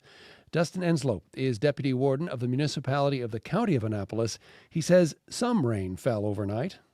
So it was sporadic across the county, actually. So we had some areas that had a lot of rain. We had some areas that had no rain. So the last report that I had was that there was little rain at the site, but we're hoping for more rain. In Newfoundland, there are growing concerns. Some wildfires were deliberately set. The RCMP is investigating the Kingston fire, the province's largest, as possibly human-caused. Karen Pauls has more. My heart literally shattered. Scott Chandler and Robin Dwyer watched the flames surround their house until their doorbell video died.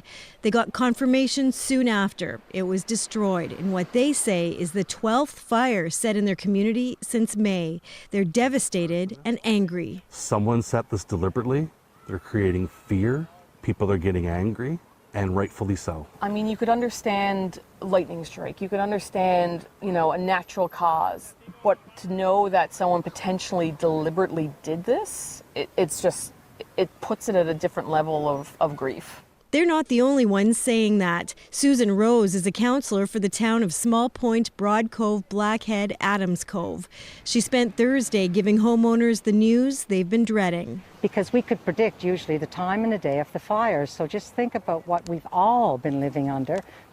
I'm heartbroken. I don't even know what to say anymore. RCMP Inspector Adam Palmer says the Major Crimes Unit is investigating, asking anyone with information or video to contact them. Crime Stoppers offering $5,000 for any tips. A number of the fires have been identified as being non-intentional acts. There are also fires, though, that we are treating as very suspicious.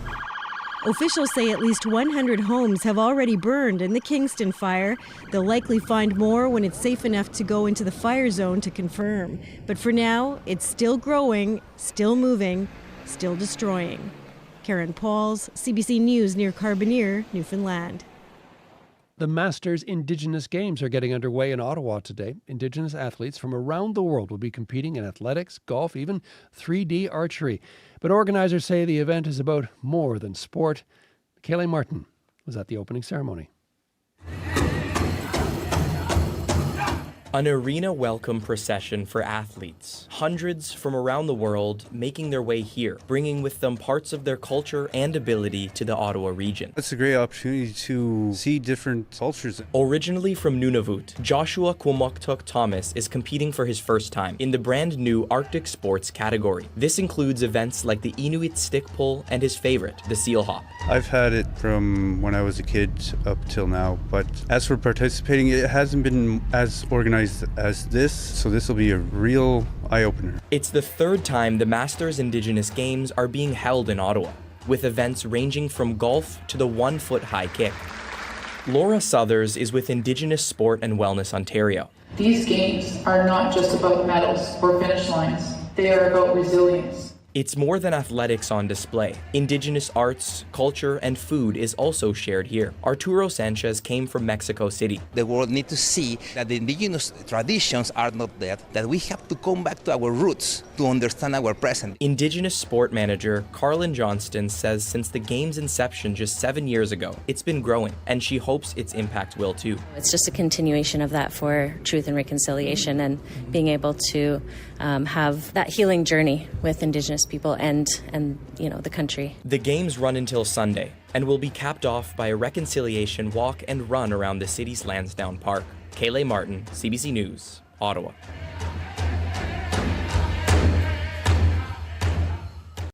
We're going now.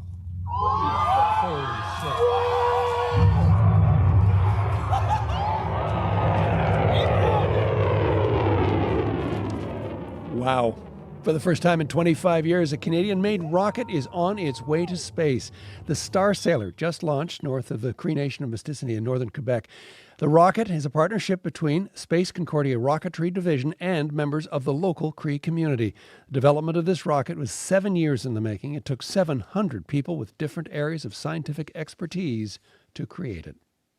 And a final note before we go. World Report has won the prestigious Edward R. Murrow Award for Best National Newscast for our coverage of the U.S. election last year. Congratulations to our team here at the show, everyone at CBC News, and to the other winners at CBC in their categories. And thanks, as always, to you, the listeners.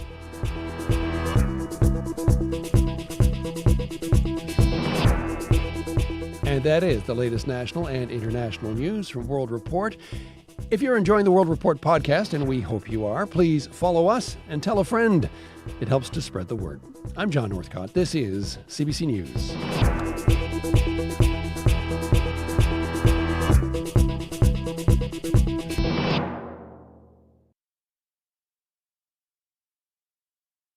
Good morning, everyone. Welcome to Friday, mid-month here in August. I'm Marcy Marcusa, and we're live in our studios in downtown Winnipeg. We're going to have a pretty nice day today.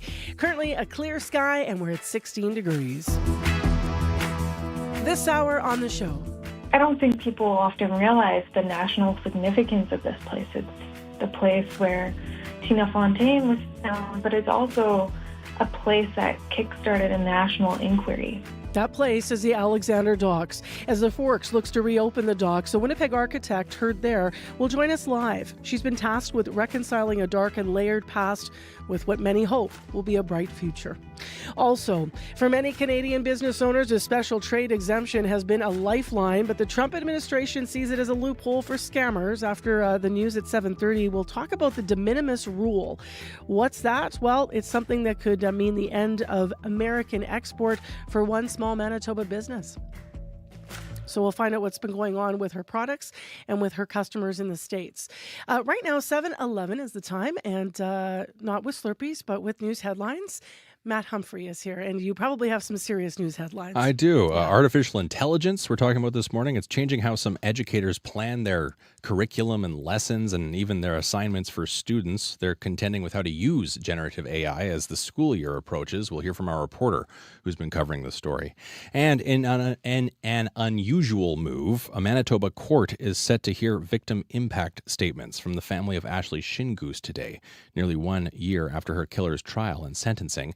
Shingoose hadn't been identified at the time of the killer's sentencing. She was known only as Mashkode Bishake Ikwe Iban, or Buffalo Woman. Courts don't typically allow statements to be entered into the record after sentencing has concluded, but the Court of King's Bench says the circumstances of this case are exceptional. We'll hear more at the bottom of the hour. We actually have more on that, too, this half hour on the show. So we're going to have a legal expert on about it. Sorry about the 7-Eleven joke. I couldn't resist. Oh, did you get it? No. Yeah, it's 7-Eleven was the time, and I went for the Slurpee Very joke. clever. I don't like Slurpees. That's good. Why I don't know if Too I've ever sugary? said this on the air. In Winnipeg, even. I know I'm going to get in trouble. Now I'm going to get hate mail, but I don't know. I don't get it. I mean, seriously, I would hang out with people when I was younger in this province, and they would be like addicted to the Slurpee. Yeah. I get the pride about the Slurpee. I get it. But to actually drink a Slurpee is just like not my jam, unless there's 7-Up, which is like the weird Slurpee that no one wants. Have you except ever? Me. Oh, Abby. Yeah. I indulge the little ones. I don't take it, but I indulge What them. flavor? They do a lot of mixtures that I can't understand. They just go pull Oh, everything. like your nieces and nephews. They just water. pull. They just Yeah. go straight for Oh, everything. the little ones. I thought you meant you get the smallest No, size of I don't. Slurpee. I don't do Slurpee, but I No. indulge the. We're not a little ones Slurpee that do team, it. I guess. Have you guys ever had a Screamer? What is that? It's a Slurpee with ice cream mixed in, soft serve. Holies. That would be good. That's how you have a Slurpee. Okay. Yeah. All right. Yeah. It's Friday. We can go there. Okay. It's not going to be hot, though. It's kind of not really Slurpee weather. Much cooler than yesterday. Much cooler than yesterday, for sure. We already seen sunshine, sunrise in most regions across board. A few clouds will build in the afternoon period. We'll see scattered showers still lingering far north of the province. Winnipeg 16 still right now. The sun already made its appearance. We will keep the sun through the morning before some clouds will drift in this afternoon. Winds will come from the west. We're heading to a warm high of 23 degrees today, and some clouds tonight into the overnight period, and then that should clear tomorrow. In the southern regions, we're seeing temperatures between 8 and 15 right now. Most of the regions warming to 23 degrees, and up north, we're seeing temperatures around 9 degrees, and we'll see highs of 15 to 16 in some areas, and Churchill will get to about 10 degrees later today. So across board, it's more like a cooler day, better than yesterday, but the rain still being helpful up north. Winnipeg right now, we are at 16. All right. Thanks, Abby. Thank you. Well, we have to be chat inclusive, so rounding out the team here, Sierra. Slurpees, yay or nay? I am a yay on Slurpees, but not often. I'd say only once or twice a year I will indulge in a Slurpee. A big one, a small one? The blue one. Got it. The blue size. Yeah. The medium, I guess. What kind are you getting? I am a Dr. Pepper and cream soda. Oh. That's really good. Maybe I need to just have another Slurpee. Give it another shot. Give it another shot. Sometimes things change. What's going on in the traffic? Yeah, so turning to westbound Abinogi-Meekina approaching Waverly, there's a stall blocking the median lane, so you want to make sure you're keeping it right to pass. So that's a stall blocking the median lane, westbound Abinogi-Meekina approaching Waverly there. As well, some construction that I want to note that is starting tomorrow and continues into Sunday. We're going back to Waverly again, so we have some construction on Waverly there. All northbound lanes and southbound lanes between Scurfield and Lake Crest Road will be closed. So that's Saturday and Sunday. All northbound lanes and southbound lanes between Scurfield and Lake Crest Road will be closed. There are some allowances, so only right turns onto Abinogi-Meekina are permitted. So some big construction, a little bit of a bigger construction project happening this weekend there on Waverly, and it's advised that you look for an alternate route if that's going to be a part of your weekend plans here coming up. So yeah, big construction on Waverly there, northbound, all northbound and southbound lanes between Scurfield and Lake Crest Road closed Saturday and Sunday. So plan accordingly. Other than that, not hearing too much on the commuter line. If there is something getting in your way this morning, though, I would love to know about it so I can let your fellow listeners and commuters know whether you are here in the city or out on the highways. Give me a call on the commuter line. That number is 204-788-3093.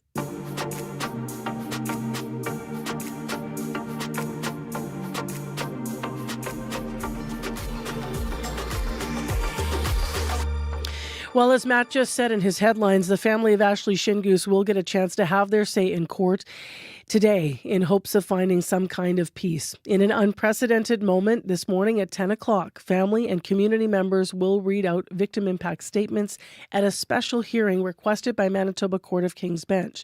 Ashley was previously known as Mushkade Bishike Ikweban, or Buffalo Woman, until she was identified in March of this year through DNA testing.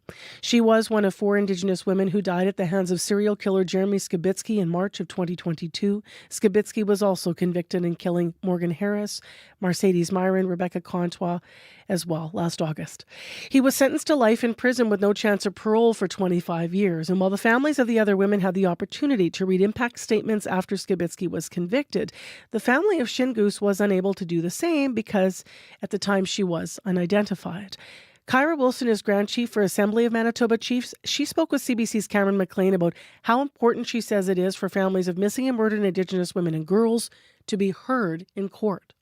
And when we think about court and the process and how important it is for the families to be heard, that is always a very clear message that I'm always hearing when we talk about this crisis of missing and murdered Indigenous women and girls, Two-Spirit and men and boys, is that our families always need to be heard.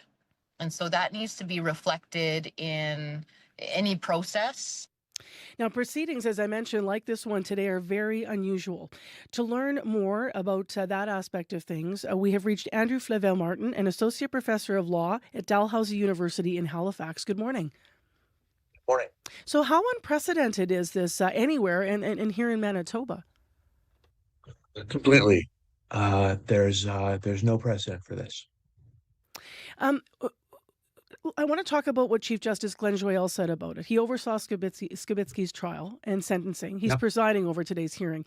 He has called this, quote, appropriate and necessary in these exceptional circumstances. In a previous statement to CBC, he says, quote, it is an opportunity that would have been afforded to them had Ms. Shingus been identified prior to the sentencing of Mr. Skibitsky for her murder, a sentencing which is now complete, unquote. What's your reaction when you heard that this would be happening from a legal perspective? Well, I understand very much the Chief Justice has good intentions and there's good reasons to want to do the kind of thing he's doing. Having said that, there's just no mechanism for it. If Parliament wants there to be a mechanism for it, they could certainly change the criminal code. And that would be a good change to make. This situation shows us why we want to have that ability. But as the law stands now, there's just no mechanism to do this. So this is really a judge's decision. With great respect to the Chief Justice, it's a judge's decision, but it's not clear to me at all how he has the authority and jurisdiction to do this. We should back up a moment just so people can frame what we're talking about here. What is the purpose of having a victim impact statement read out in court? Obviously, victim impact statements are very important to make sure the court is aware of the impact of the crime and to give the victims a chance to be heard. The criminal process can often seem like it's not built for victims or doesn't take into account the interests of victims. And so it's very important, very, very important. Again, I understand the reasoning that the Chief Justice is using. It's just that there's no way to do this. So it will be happening, and you're saying there's no way to do this sort of on the books, and maybe things could be changed to make this more formalized. Is there a concern that there's no mechanism for this, and this is happening anyway? I think it's concerning. Again, it does make sense in the circumstances we have, but it's just it's concerning that a judge would do this. If we're going to do this, we should have a formal mechanism for it, and we don't. What is concerning about that? I don't want to put words in your mouth, but are you leading to if this could happen in this circumstance, then around other things with the law, we could see other chief justices and judges, taking their own steps to do things that aren't actually on the books officially in Canada? Yeah. So at this point, Chief Justice Joyal is what we call functus or functus officio. The trial's done, the sentencing is done. There's nothing left for the trial judge to do. Whether or not he's the Chief Justice of the Court of King's Bench, he's done. The idea is there's finality and the process is over. Now, that's important in a lot of cases. It's less important here. But the principle is still very important. You said this is unprecedented. I was going to ask how common it is to hear victim impact statements once a trial has ended. Does that mean we've never heard this before? Well, they always happen after the trial has ended at the sentencing. But the issue here is it's happening after the sentencing and the sentence has been given. Yes, of course. How surprised were you then when you learned that this was going to be happening? Very, very perplexed, completely surprised. Is there another way that if Chief Justice Joyal wanted this to happen, is there another way he could have gone about it? Not that I can think of. How long would it take to change the mechanism to put this, to put this officially into our system? Well, if Parliament were to amend the criminal code, that might take. In dramatic circumstances, we can have a bill go through Parliament in a day or two, but normally it'd be a matter of months. Could the Crown's decision to hold this type of hearing impact other cases going forward? I think it does raise a lot of uncertainty about judges' powers in this kind of situation. After the sentence is done, do they have a role to play or not?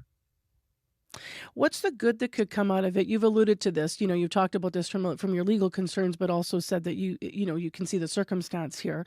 We heard the clip just now, Grand Chief Kyra Wilson talking about this being important for MMIWG families to be heard.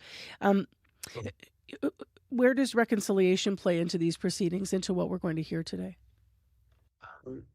I think reconciliation is very important in its role in these proceedings. Again, it's not that the motivation or concept or idea is bad. The idea is very, very good, and I think very necessary for the community and for the victims and their families. But unfortunately, there's a way to do that, and that's to amend the criminal code. Again, it makes sense that this particular kind of circumstance, no one turned their mind to when they were putting the victim impact statements parts into the criminal code. You could call it an oversight, but I don't think there's anything that it's a very specific set of circumstances that no one probably turned their mind to. But if we want to do this going forward, there's changes that have to be made. And do you think that we're likely to see those changes being made out of this? I'm not sure whether or not we're asking for your perspective in reaction to this legally, but have others been reacting as well to the fact that this is unprecedented in Manitoba today? Yeah, I guess it's. I mean, I can't speak to others, but it is unprecedented. I think most of my colleagues would be as surprised as I was, is my guess. Have we seen judges in other cases, in other circumstances, do anything similar to this? Go outside. None that I'm aware of. No. I was going to ask another circumstance. Anything to add that you think we should be mindful about today as we watch this unfold in Manitoba?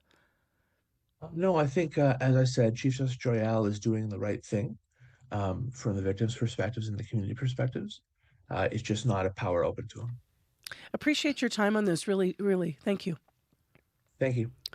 That is Andrew Flavel Martin, an associate professor of law at Dalhousie University in Halifax, weighing in today on what is coming up later this morning. So at 10 o'clock, family and community members will read out their victim impact statements at a special hearing requested by Manitoba's Court of King's Bench. The family of Ashley Shingoose will get a chance to have their say today in court. It is 7:25 a.m. I'm Marcy Marcusa. Thanks so much for joining us this morning. It is 15 in Winnipeg, lots of sun, 8 degrees and clear in Brandon, and raining up in Thompson and 8 degrees. So different situation south and north today for the weather. Let's get into what's happening in the sports situation. We're starting with local sports and the Bombers. Paul McGowan, good morning. Good morning, Marcy. I know it was a win, but my tone is reflective of the second half. Just like the second game in a row where what happened to the Bombers in the second half? I wish I knew where to start. I mean, this game, as you say, looked well in hand. Ottawa begins a fourth quarter comeback, and then with just over a minute to play, a missed field goal brought all the way back by Khalil Pimpleton for a touchdown. Tie game, and then within the final 53 seconds, you have an Ottawa interception, a stop by the Winnipeg defense, and then a masterclass from Zach Collaros to set up a Sergio Castillo field goal as time expired for a 30-27 final. Mike O'Shea said that, yes, he questioned his judgment after that missed field goal, but only for a second. There's probably a momentary lapse where I'm like, Jesus, Murphy. But the bench was awesome.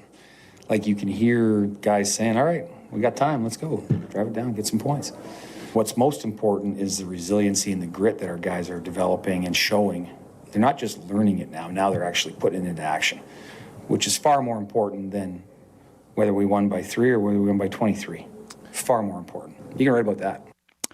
Jesus Murphy, indeed. The Bombers, with the win, remain in third place in the West. Their next game is another Thursday matchup, this one against the Als next week in Montreal. Let's go to the Blue Jays. They got a series win yesterday against the Cubs, and they did that in dramatic fashion. And in a game that felt like a playoff game, packed house at Rogers Centre, 1-0 for the Cubs heading into the seventh. The Jays, to that point, had just one hit on the day. And then Vladdy takes the ball to deep left field with a man on a 2-run shot.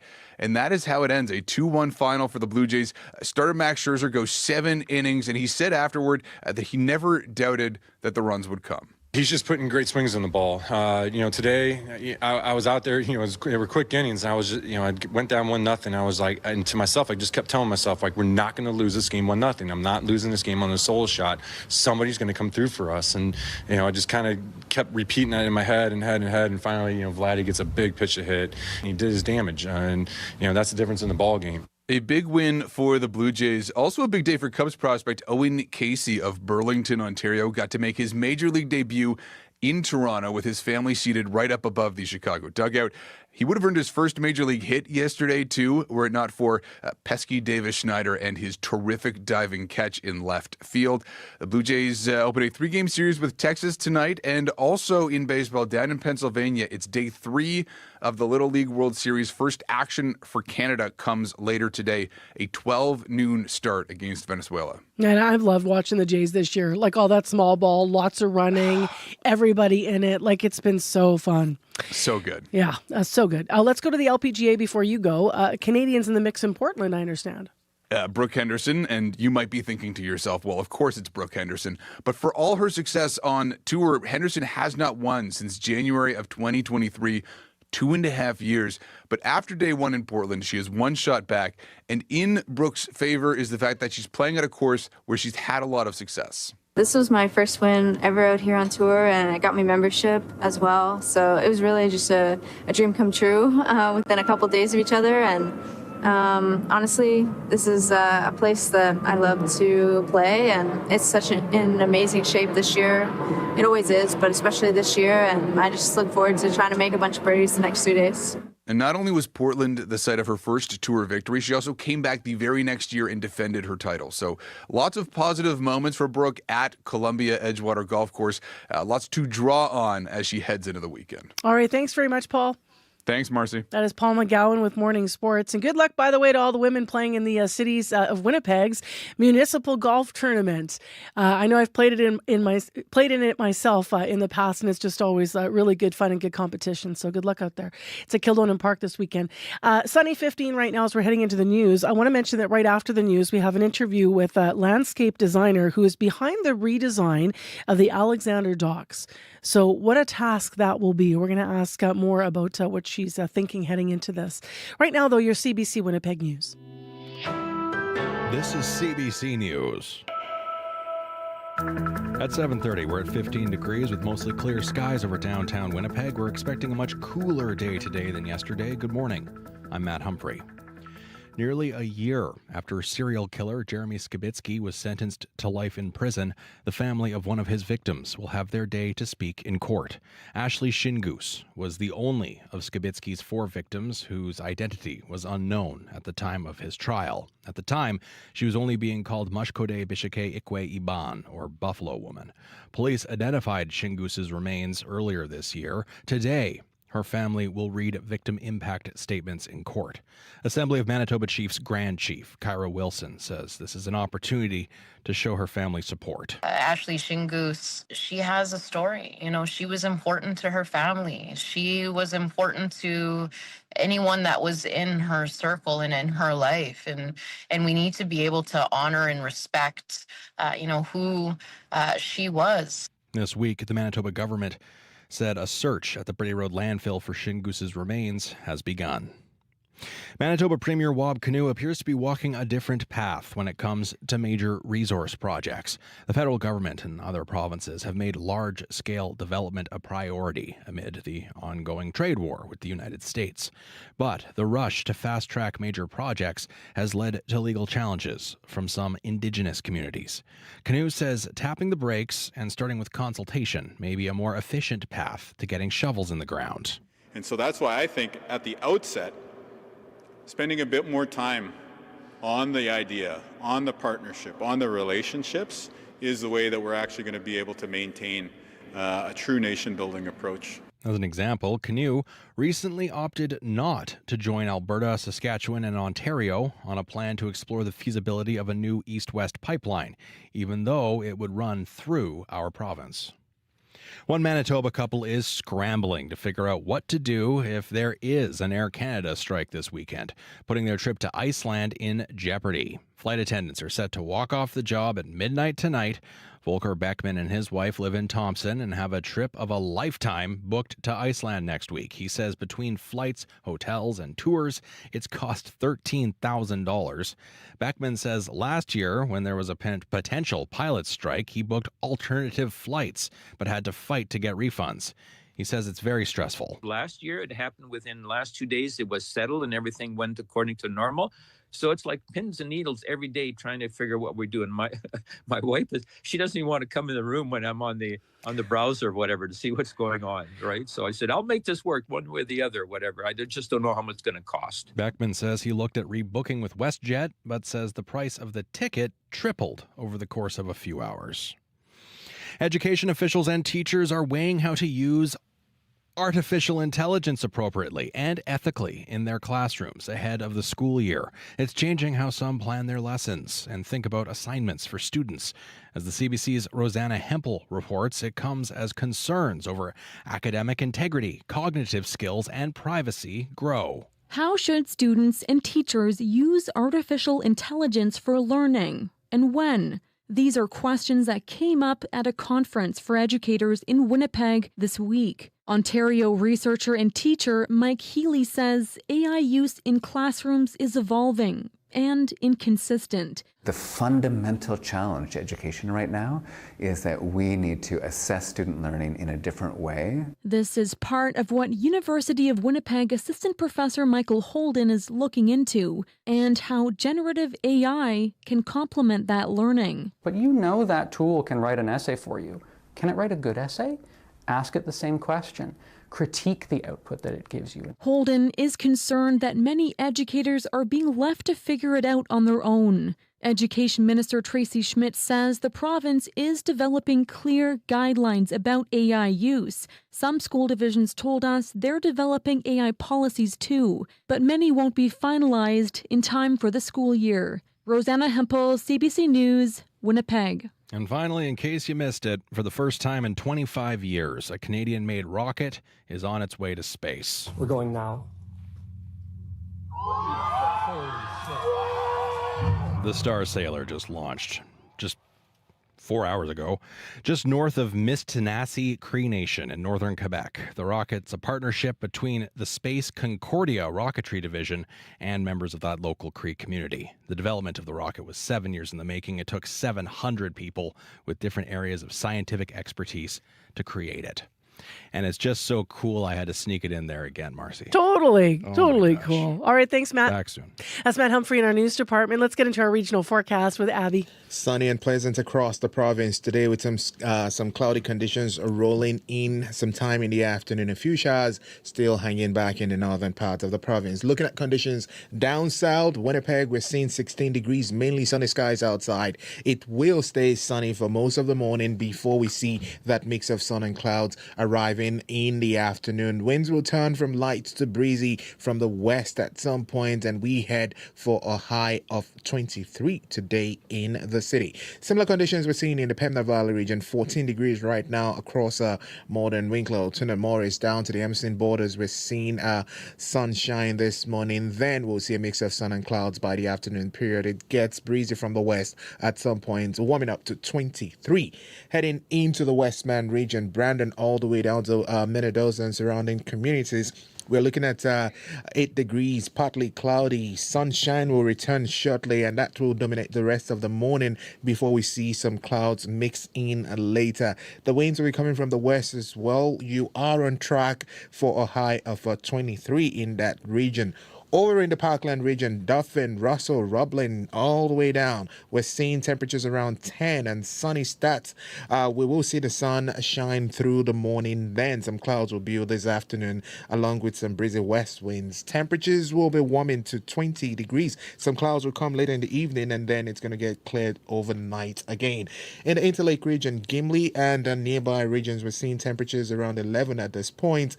Sunny skies. Expect the sunshine to stay with you for most of the morning. Then it transitions to a mix of sun and cloud by the afternoon period. Winds will be from the west, and we'll see high near 23 degrees.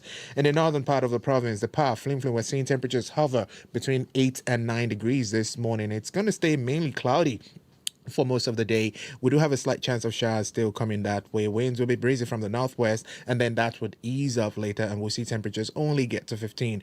Thompson at 8 degrees, Churchill at 7 degrees. We're seeing light rain in both parts of the province. All right, thanks, Abby. Thank you. Let's have a quick look at traffic here. There are a couple things that have been happening involving Waverley, one of them specifically. Sarah Sanders is in with that detail for us. Yes, good morning. So we've been seeing a stalled vehicle blocking the median lane on westbound Abinogi-Meekina Meekina approaching Waverly. If that is on your route, you want to make sure you're keeping right to pass. So that's a stalled vehicle blocking the median lane on westbound Abinogi Meekina approaching Waverly. And then just want to do a quick reminder about construction that's happening tomorrow and Sunday on Waverly as well. All northbound lanes and southbound lanes between Scurfield and Lake Crest Road will be closed, and they're only permitting right turns onto Abinogi Meekina during that time. So if you know you have plans, Plan accordingly. Plan accordingly. That's exactly the name of the game for that, because there are some big closures there. So that's construction on Waverly, all northbound and southbound lanes between Scurfield and Lake Crest Road, will be closed for construction. So that's tomorrow and Sunday. So plan accordingly, plan your routes accordingly, and hopefully you'll be able to make your way around tomorrow and Sunday. If there's anything else getting in your way, would love to know about it. You can give me a call on the CBC commuter line. That number is 204-788-3093. All right, thanks, Sierra. Thank you. I'm Marcy Marcusa. You're with CBC's Information Radio, live here in downtown Winnipeg. We'll still ahead this half hour on the show. Another day, another new tariff rule for small business owners in our province to keep up with. It seems to be changing every single day. The information that's out there, if you might read one article and it's from last month, but it's already out of date.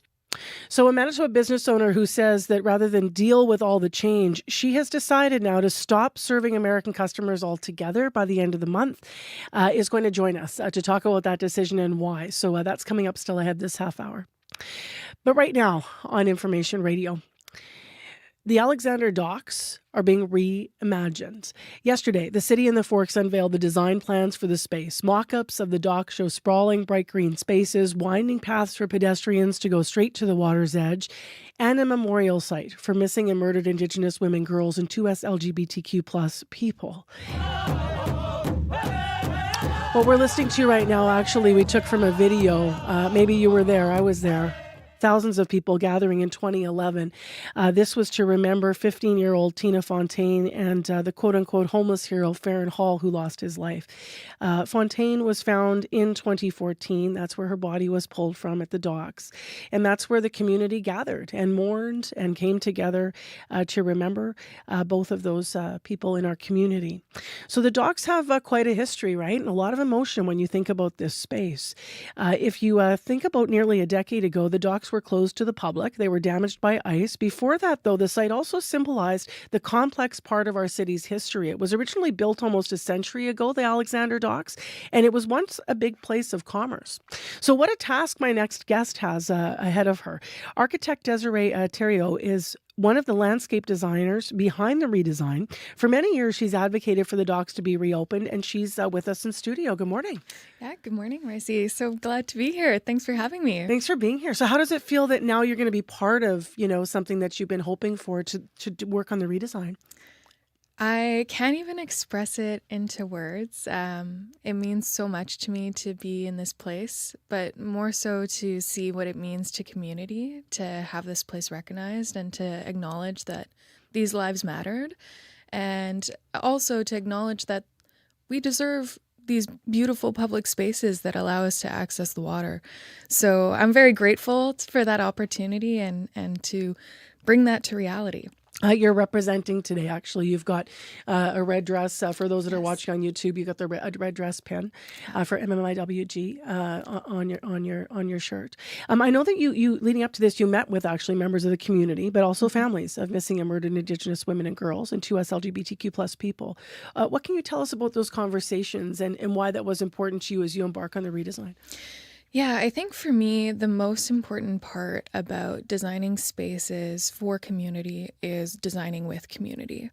And so it was really important for me, and I was really happy to hear it was the same with the Forks and the city, to have these conversations with families and particularly the MMIWG2S+ advisory committee, who shared so much deep stories, profound stories about what this place means to them, but also their vision for the future of this place and for future generations and what it means. So what did you hear in those conversations about the feel of this place and what the hope is from those that you met with? And then when you think about, all of us that use the Alexander Docks, because you're kind of mixing access, a grief, memory, joy. It's a lot to take on. Were those some of the words that came up? Yeah, absolutely. So at the end of the day, many of the conversations were centered on this is a place not to feel a profound sense of loss, but a profound sense of hope instead. And so how can we bring hope to this place? Well, that's through ceremony, through places for healing, and also to activate it as a vibrant place that's equitable for all, that allows access to the waterfront. And so people want to see this place be utilized in a good way. People coming down to the waterfront. So that came essential to this project, and many of the families talked about that sense of hope, that sense of healing, and the sense of Indigenous joy at the end of the day, that this isn't another part of our tragic history, but also a way to amplify our voices and spaces that mean so much to us. So what's it going to look like? I mean, people can go on our website, cbc.ca/Manitoba, and see some of the mock-ups, but give us some of the highlights of the movement of the paths and some of those spaces to gather. Yeah, absolutely. So the whole design is actually inspired by the Red River itself, and we heard that connection to the water is such an important place. So we started with the water itself. So we wanted to strengthen and stabilize the bank so that ice and the spring flood could be mitigated in a good way through planting. But what you'll notice is it's really about inviting people in. So the first thing you'll actually see is a big upper deck that's basically a wave deck that allows for multiple forms of seating. It opens up as a plaza for markets, pop-ups, restaurant pop-ups, festivals to sprawl into that space. And through that top upper deck is a gathering circle where we would have an arbor. We spoke with many families who envisioned having powwows at this place and really having large gatherings. So that was really important to have this sacred circle around that space. But at the heart of it is a memorial around the spirit tree, which is just almost at the heart of the Alexander Docks. And in that space, there's a wall and an opportunity and we're continuing to work with the families to envision a sculptural space there, as well as a wall of names to honor all of those who never made it home. What does the space mean to you as an Indigenous woman? Yeah, it actually means so much to me. I think it's important to see spaces that are representative of our shared history, and also to me personally, having access to water is so incredibly vital, and this has been a place that I've come to time and time again, and having a safe access to it I think is incredibly important. So to me it's deeply profound, and it shows to me that for future generations, we'll be able to see this as a riverfront and a living network of riverfronts in our city. It's been somewhat of a forgotten area of Winnipeg, like a forgotten spot. When you even look back at the black and white photos, and I encourage people to look at the article on our website that looks at the history from a number of vantage points. When you go way back and you look at the commerce history that I alluded to, it's interesting to hear you say, markets or pop-up restaurants, because that aspect of this might also, renew what we once had in that space in Winnipeg. Mm-hmm. Yeah, absolutely. For a very long time, it's been a neglected space, but there's so much potential here. And I think people are naturally drawn to that place because of its large opening and vast expanse that you get to see, the Human Rights Museum across the river. You get to see the St. Boniface neighborhood. And it's such an incredibly vital space. So absolutely. I think this allows this opportunity to really bring vibrancy to that side of the river and connects the exchange to South Point Douglas as well. So when is it going to be complete? Yeah, great question. So we're actually going to be launching the RFP for the demolitions of the docks in the fall. So we're getting started right away. And the hope is soon after that fundraising is completed and we can begin putting shovels into the ground. Amazing. Thank you so much for being here and giving us some insight into into the design. And we'll watch as you do the work and look forward to when we can all be there together as a community. Thank you. Yeah, thank you so much for having me. Appreciate it. Live in studio with us here on CBC, that's Desiree Theriault, an architect and partner with Narratives Inc., which is behind the Alexander Dock redesign at cbc.ca/Manitoba. As I mentioned in the interview, you can check out some of the photos of what's planned. Breaking news happens anywhere, anytime. Police have warned the protesters repeatedly, get back. CBC News brings the story to you as it happens. Hundreds of wildfires are burning. Be the first to know what's going on and what that means for you and for Canadians. This situation has changed very quickly. Helping make sense of the world when it matters most. Stay in the know. CBC News.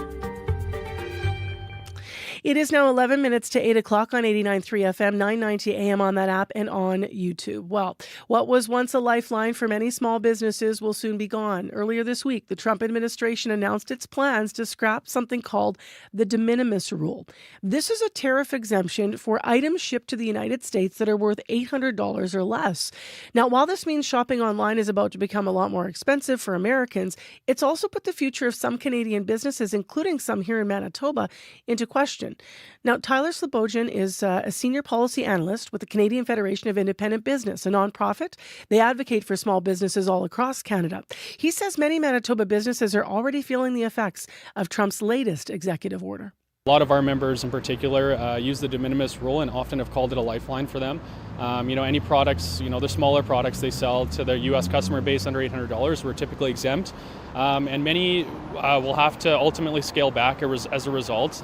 We've heard from a few members in particular who have said that some of these changes have, caused them to reach into their own pockets and pay out of their retirement savings accounts just to keep the doors open and to keep their staff, paid, employed, and so on. So, this could result in many businesses looking at, temporary layoffs, permanent layoffs, whatever it may be, and also, a loss of a severe client base that they've relied on so heavily in the past, however long.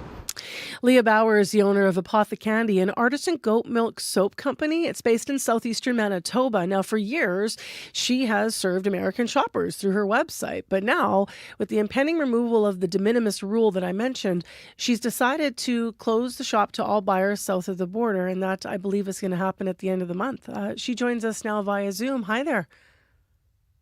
Hi, thank you for having me. Thanks for being with us. How tough was it for you to come to this decision? It's a challenge. I have some very loyal repeat customers in the States who love my products, and I have been shipping products to them for years. And so it was a really hard decision to come to, but until I can figure out how this works and how to proceed, I think it's the best course of action for now. And everybody has been very understanding so far. So how much of what you just heard when we were hearing the analyst there with his concerns about small businesses matches up with what your experience has been with the tariffs? Oh, absolutely. Everything that I make falls into that de minimis.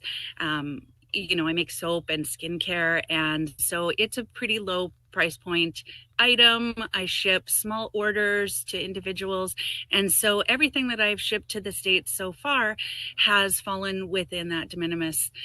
So now I'm having to navigate what that looks like going forward.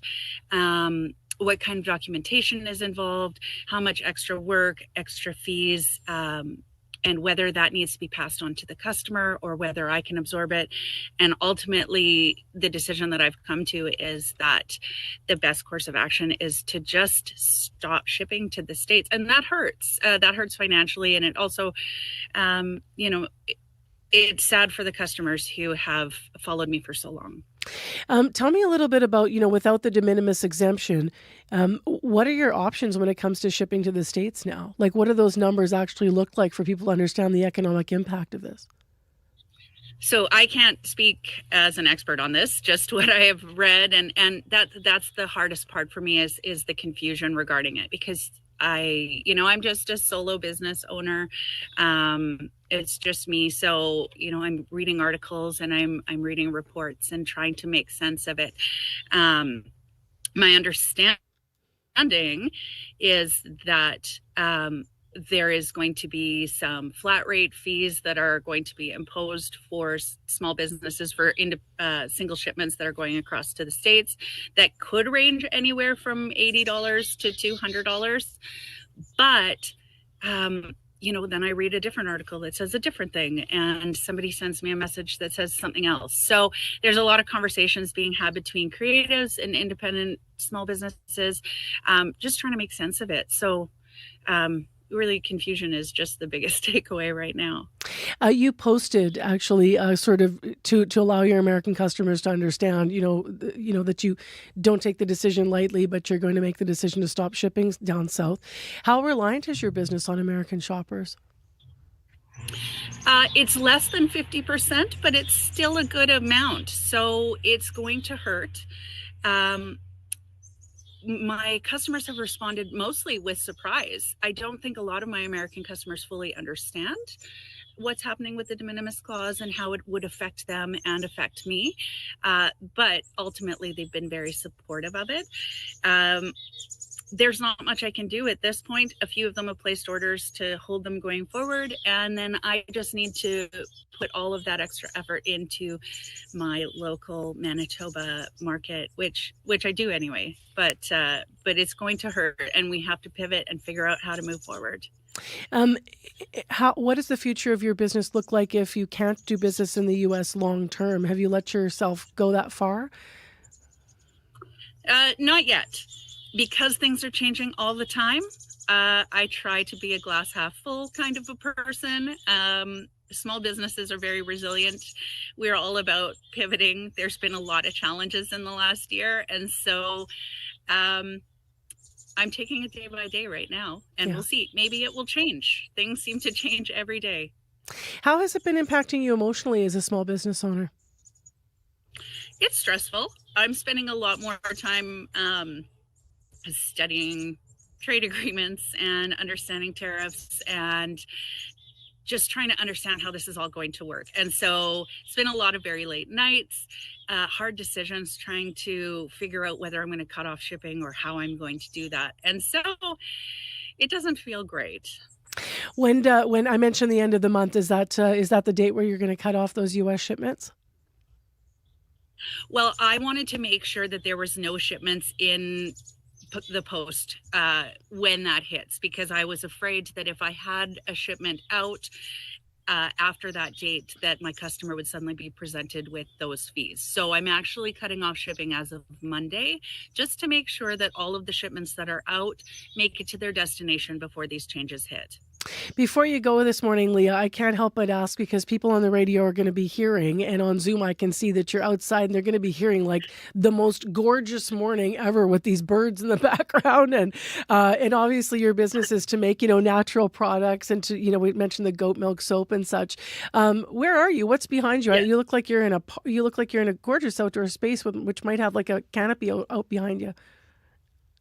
Thank you. This is my farm. So I raise dairy goats, and I'm an herbalist. I grow many of my own botanicals here. And so this is where I live and work. And I'm here in southeastern Manitoba, and it's a beautiful morning. And these chickadees are fabulous if you can hear them. Yeah, we sure can hear them. I just want to ask you about your business for the last minute of our time here. How long have you been in business, and what prompted you to go in this direction to make these products? So as a creative, it kind of was a long process. I owned dairy goats because I loved goats, and I studied herbal medicine and learned about dye plants and aroma plants, and that all came together with living in the forest to create these beautiful products where I capture the seasons of Manitoba forests into my products so that everybody can experience them. And so it's all tied together. It's been evolving over the last 15 or so years. Amazing. Thank you very much for being with us from Southeast Manitoba this morning and talking about the challenges with the tariffs moving forward. We appreciate it. Thank you so much for having me. That is live with us via Zoom this morning, Leah Bauer, the owner of Apothecandi. So a lot of people may not have even heard of this de minimis rule, but it is affecting small businesses, not just here, but of course across the country. It is 3 minutes to 8 o'clock. Matt Humphrey is in with other stories and headlines. Good morning. Good morning. Air Canada says it expects to cancel hundreds of flights today as a strike deadline looms. We've been talking about it all week. The airline's flight attendants could walk off the job early tomorrow morning if the two sides can't reach a deal at issue. Mainly, the main sticking point is around wages and pay. This morning, we're hearing from a very stressed out Manitoba couple who has spent thousands of dollars on a trip to Iceland. They're set to leave next Wednesday, and they're scrambling now to find backup flights if the strike does go ahead. We'll hear more from them at the bottom of the hour. All right, thanks, Matt. Back soon. In traffic, westbound Abinogi-Mi'kmaq is a blockage at Waverley, we understand. If that's still a problem, give us a call. There are ways to get around it, we understand. You may be able to do some right turns and such, but check first before, and if you're stuck there already, you might want to turn off. 788-3093 is where you can reach Sierra with any updates. It is mainly sunny in Winnipeg this Friday morning. It's 15 degrees, 15 for August 15th, and we're heading for a high of 23 degrees with lots of sunshine for the rest of the day here in Winnipeg. In Thompson, the rain continues to fall. In the next half hour of the program, right after 8 o'clock, one of the most controversial topics in schools right now is the use of AI in the classroom. You've been hearing on the news this morning that divisions are looking at navigating this fall. We're going to talk to an assistant professor who just finished attending an AI conference and has some thoughts and opinions about how schools can handle everything that's coming at them this fall and beyond. So that is a live conversation on CBC right after 8 o'clock. I'm Marcy Marcusa with our team here at the show, Information Radio, your morning show. And stay with us. Thanks for making us part of your day. And we'll be here right after 8 in World Report. It's 1 minute to.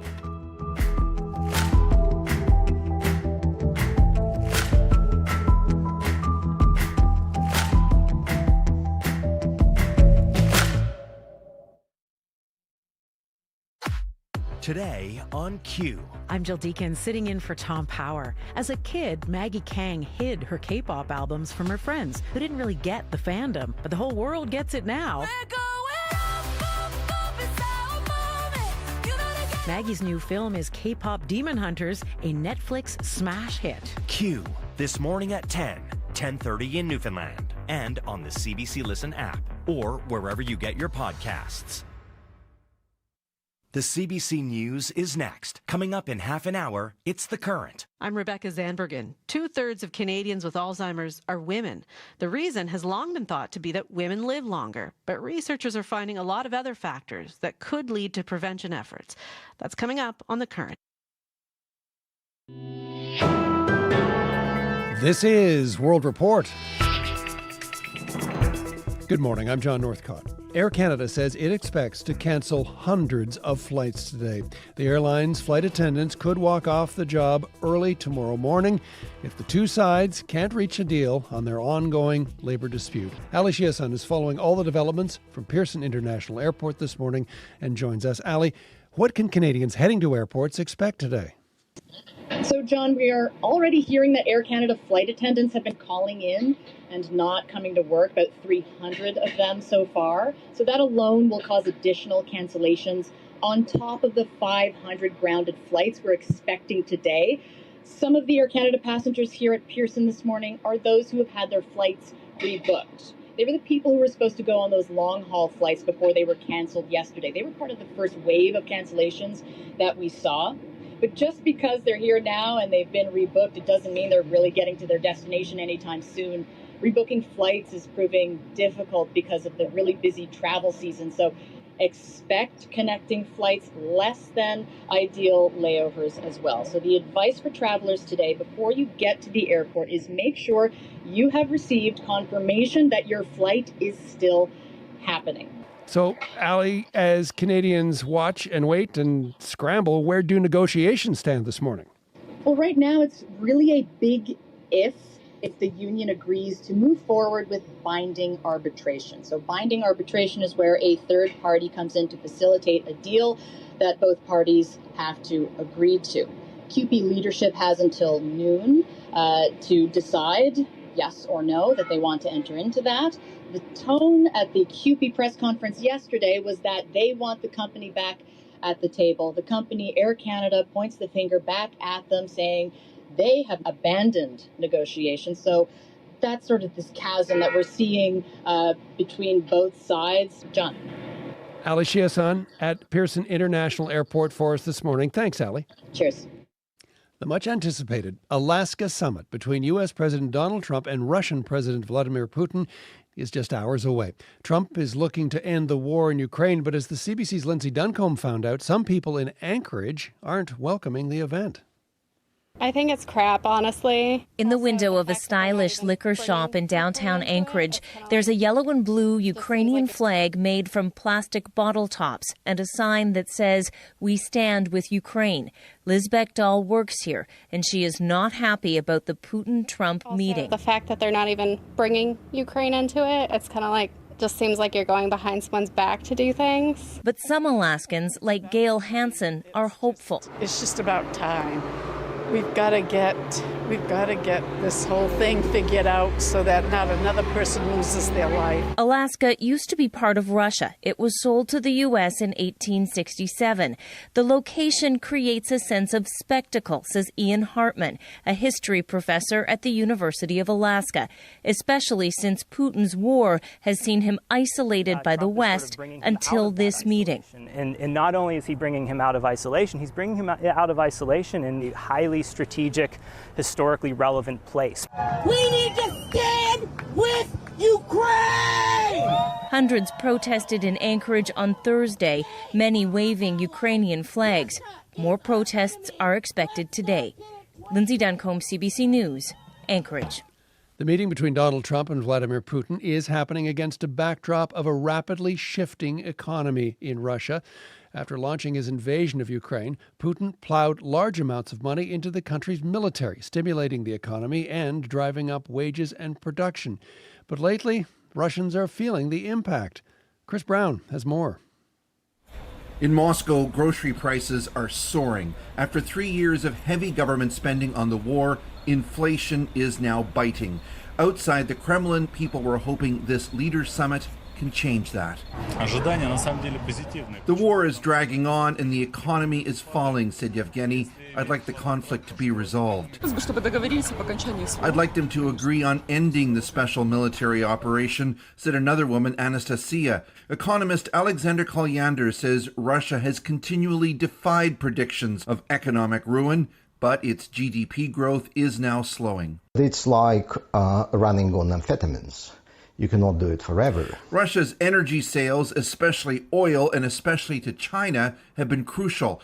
But Trump has threatened secondary sanctions on countries like India for buying Russian oil. Kolyander believes if Putin leaves Alaska with a deal to prevent that, he'll consider it a win. From the Kremlin point of view, a short or mild recession is something that they and the population can digest if they achieve a military or a political or diplomatic victory. Russian families have received sizable government payouts for having their fathers, partners, and sons sign up and fight in Ukraine, payouts that have thus far helped mute a significant backlash against Russia's estimated 1 million war casualties. Chris Brown, CBC News, London. To India-controlled Kashmir, where at least 200 people are dead after flash flooding. Crews digging through the mud and wreckage looking for dozens of missing people. 1,600 survivors have been rescued. Northern India and Pakistan have been increasingly hit by cloudbursts, heavy rainfall in intense areas, and the intensity of the rain is blamed on climate change. Crews in Nova Scotia's Annapolis County are battling two fires today, the larger of the two burning out of control. Firefighters trying to build breaks and limit the flame spread. Brett Ruskin has more. An evacuation order issued yesterday morning was expanded late last night. That means more residents have been forced to pack up their things and leave home immediately due to the threat posed by an approaching wildfire. This one is being called the Long Lake Fire, and it grew from 0.1 hectares to more than 300 hectares in just a day. Initially, it was 42 homes evacuated, but many more families have now been told to leave immediately. Folks were grabbing pets and personal belongings and heading to comfort centers, not knowing when they'd be coming back home. We heard from a local fire official, Bridgetown Volunteer Fire Department Deputy Chief Justin Oliver, talking about the efforts to fight this fire. Definitely a stressful time. We ask that people kind of stay calm and listen to what they're directed to do, and that's the strategy that we take too. We feel for those people, but our job here is to protect lives and property, and that's what we intend to do. Officials said while water bombers from other regions were available to help fight the fire near Halifax this week, the other Atlantic provinces are now dealing with their own out-of-control fires, and none are available to be shared. Still, there are crews on the ground and helicopters in the air working to get control of this latest fire, which again, for the first time this season here in Nova Scotia, has sent residents out of their homes. Brett Ruskin, CBC News, near Bridgetown, Nova Scotia. Alberta, Saskatchewan, and Ontario all recently agreed to study the feasibility of a new pipeline. But one province, right in the middle of the others, was absent from those talks. Manitoba. Premier Wabkanu says his province is taking a different approach to fast-tracking the kinds of projects Ottawa says will boost the economy. As the CBC's Ian Fraze reports, Canoe is looking for more consultation, not legislation.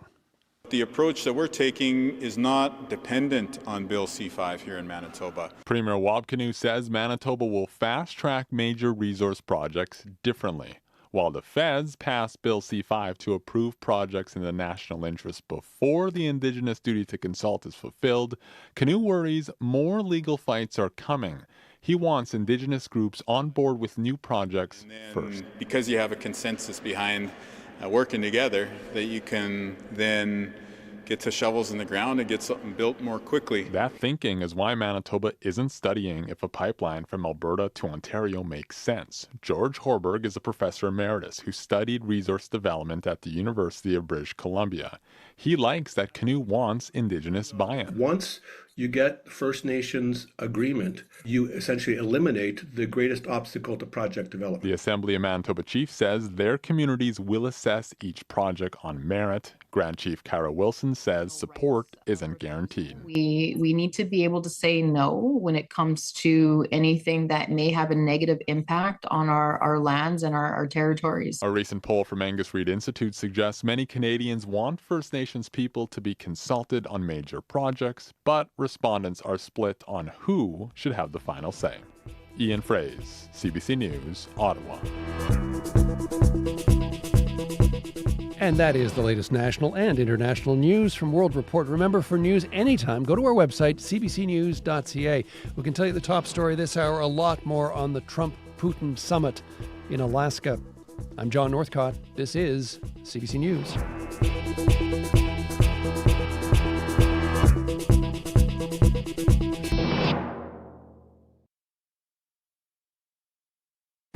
Well, when it comes to beautiful sunshine, we are winning this morning in downtown Winnipeg. Good morning, everyone. I'm Marcy Marcusa. This is CBC's Information Radio on 89.3 FM, 990 AM on that app and YouTube. The hot spot in the province is Victoria Beach at 17 degrees. Lucky you if you're up in cottage country. In Winnipeg, though, we're already at 15, and we have had rain this morning. That seems to have tapered off across the province, but thankfully it has been falling in the north where we still need it because of the wildfires. This half hour on the program, something that is also coming up is school, right? So in 3 weeks from today, students are going to be already back. How will AI be used in the classroom in this school year? We have an assistant professor from the U of W to talk about the use of AI in the classroom and how teachers can navigate it this upcoming school year. It continues to be an increasing challenge as there's more and more AI at our fingertips, and not all schools and divisions have policies in place to help with it. So stay tuned. That's coming up in this half hour. Right now, let's go to Matt Humphrey. He's here live as well and brings us news headlines from our CBC News Center. Good morning. Good morning. Premier Wabkanu is setting his government apart from neighboring provinces by insisting he doesn't need Ottawa's controversial legislation to fast-track major resource projects. Alberta, Saskatchewan, and Ontario recently agreed to study the feasibility of a new pipeline, but Manitoba has been absent from those talks. Canoe says our province will be taking a different approach to fast-tracking projects by focusing on consultation with Indigenous communities first. We'll hear more about that. And one Manitoba couple is scrambling to figure out what to do if there is an Air Canada strike, putting their trip to Iceland in jeopardy. Flight attendants are set to walk off the job at midnight tonight. Volker Beckman and his wife living in Thompson, have a trip of a lifetime booked to Iceland next week. They've spent thousands of dollars on it. We'll hear from them at the bottom of the hour. All right. Thanks, Matt. Back soon. There's going to be people glued to those websites today to try to figure out what to do, right? So we'll follow through with those Manitoba stories. Right now, let's follow through with the Manitoba weather with Abby Adiyemi. Abby? Yeah, good morning, Marcy. We're looking at that rain in the Flin Flon region. It's actually stopped for now. We have cloudy conditions there. And also in Thompson, we're seeing a mist in the northern part of the province this morning also. So it's still cloudy up there. We're expecting some rain to still come back to that region. We're seeing temperatures hover between 8 and 9 degrees up north. While down south, we're seeing 16 degrees across board from Winnipeg all the way down to Dauphin. Already enjoying sunshine this morning, and that would be what we'll see in most of the regions, except during the lunch break we should see some cloudy conditions rolling, but not too much of a cloudy conditions, just a few clouds mixing with the sun. Temperatures will warm up to 23 in most of the regions down south. I like it. I'm into it. I'm not necessarily a 30 degrees and humid kind of person, though. I am quick to the sweat, my friend. Favorable conditions for the bugs. Yeah, that's true too. I guess so. Don't swat at them. They'll come after you. Okay, let's go to the morning commute. Sierra Sanders is in. There have been a couple of things out there, right? Yeah, so we're still seeing a stalled car at westbound Abinogi-Mikona as you're approaching Waverly. That stall's blocking the median lane. So if that is on your route or you find yourself on Abinogi-Mikona approaching Waverly, make sure you want to make sure to keep right to pass that stall. Still hearing it's still there. Would love an update on that though. It's been a bit. And then as well, throughout the morning, I've been reminding folks about a big construction project that is happening tomorrow and Sunday on Waverly. So all northbound and southbound lanes between Scurfield and Lake Crest Road will be closed, and they're only allowing right turns onto Abinogi-Mikona. Those are the only turns that are permitted there. So if you plan accordingly, as we've been saying, and if that is on one of your planned routes or on one of your planned outings tomorrow or Sunday, make sure you are finding a different way to get around and to navigate around Waverly there. So again, that's on Waverly. All northbound lanes and southbound lanes between Scurfield and Lake Crest Road will be closed for some construction work there. We still have a little bit of time in the show, so if there's anything else getting in your way, whether you are here in the city or out on the highways, I would love to know what's getting in your way so I can let your fellow listeners and fellow commuters know what is going on out there. The number to call is 204-788-3093.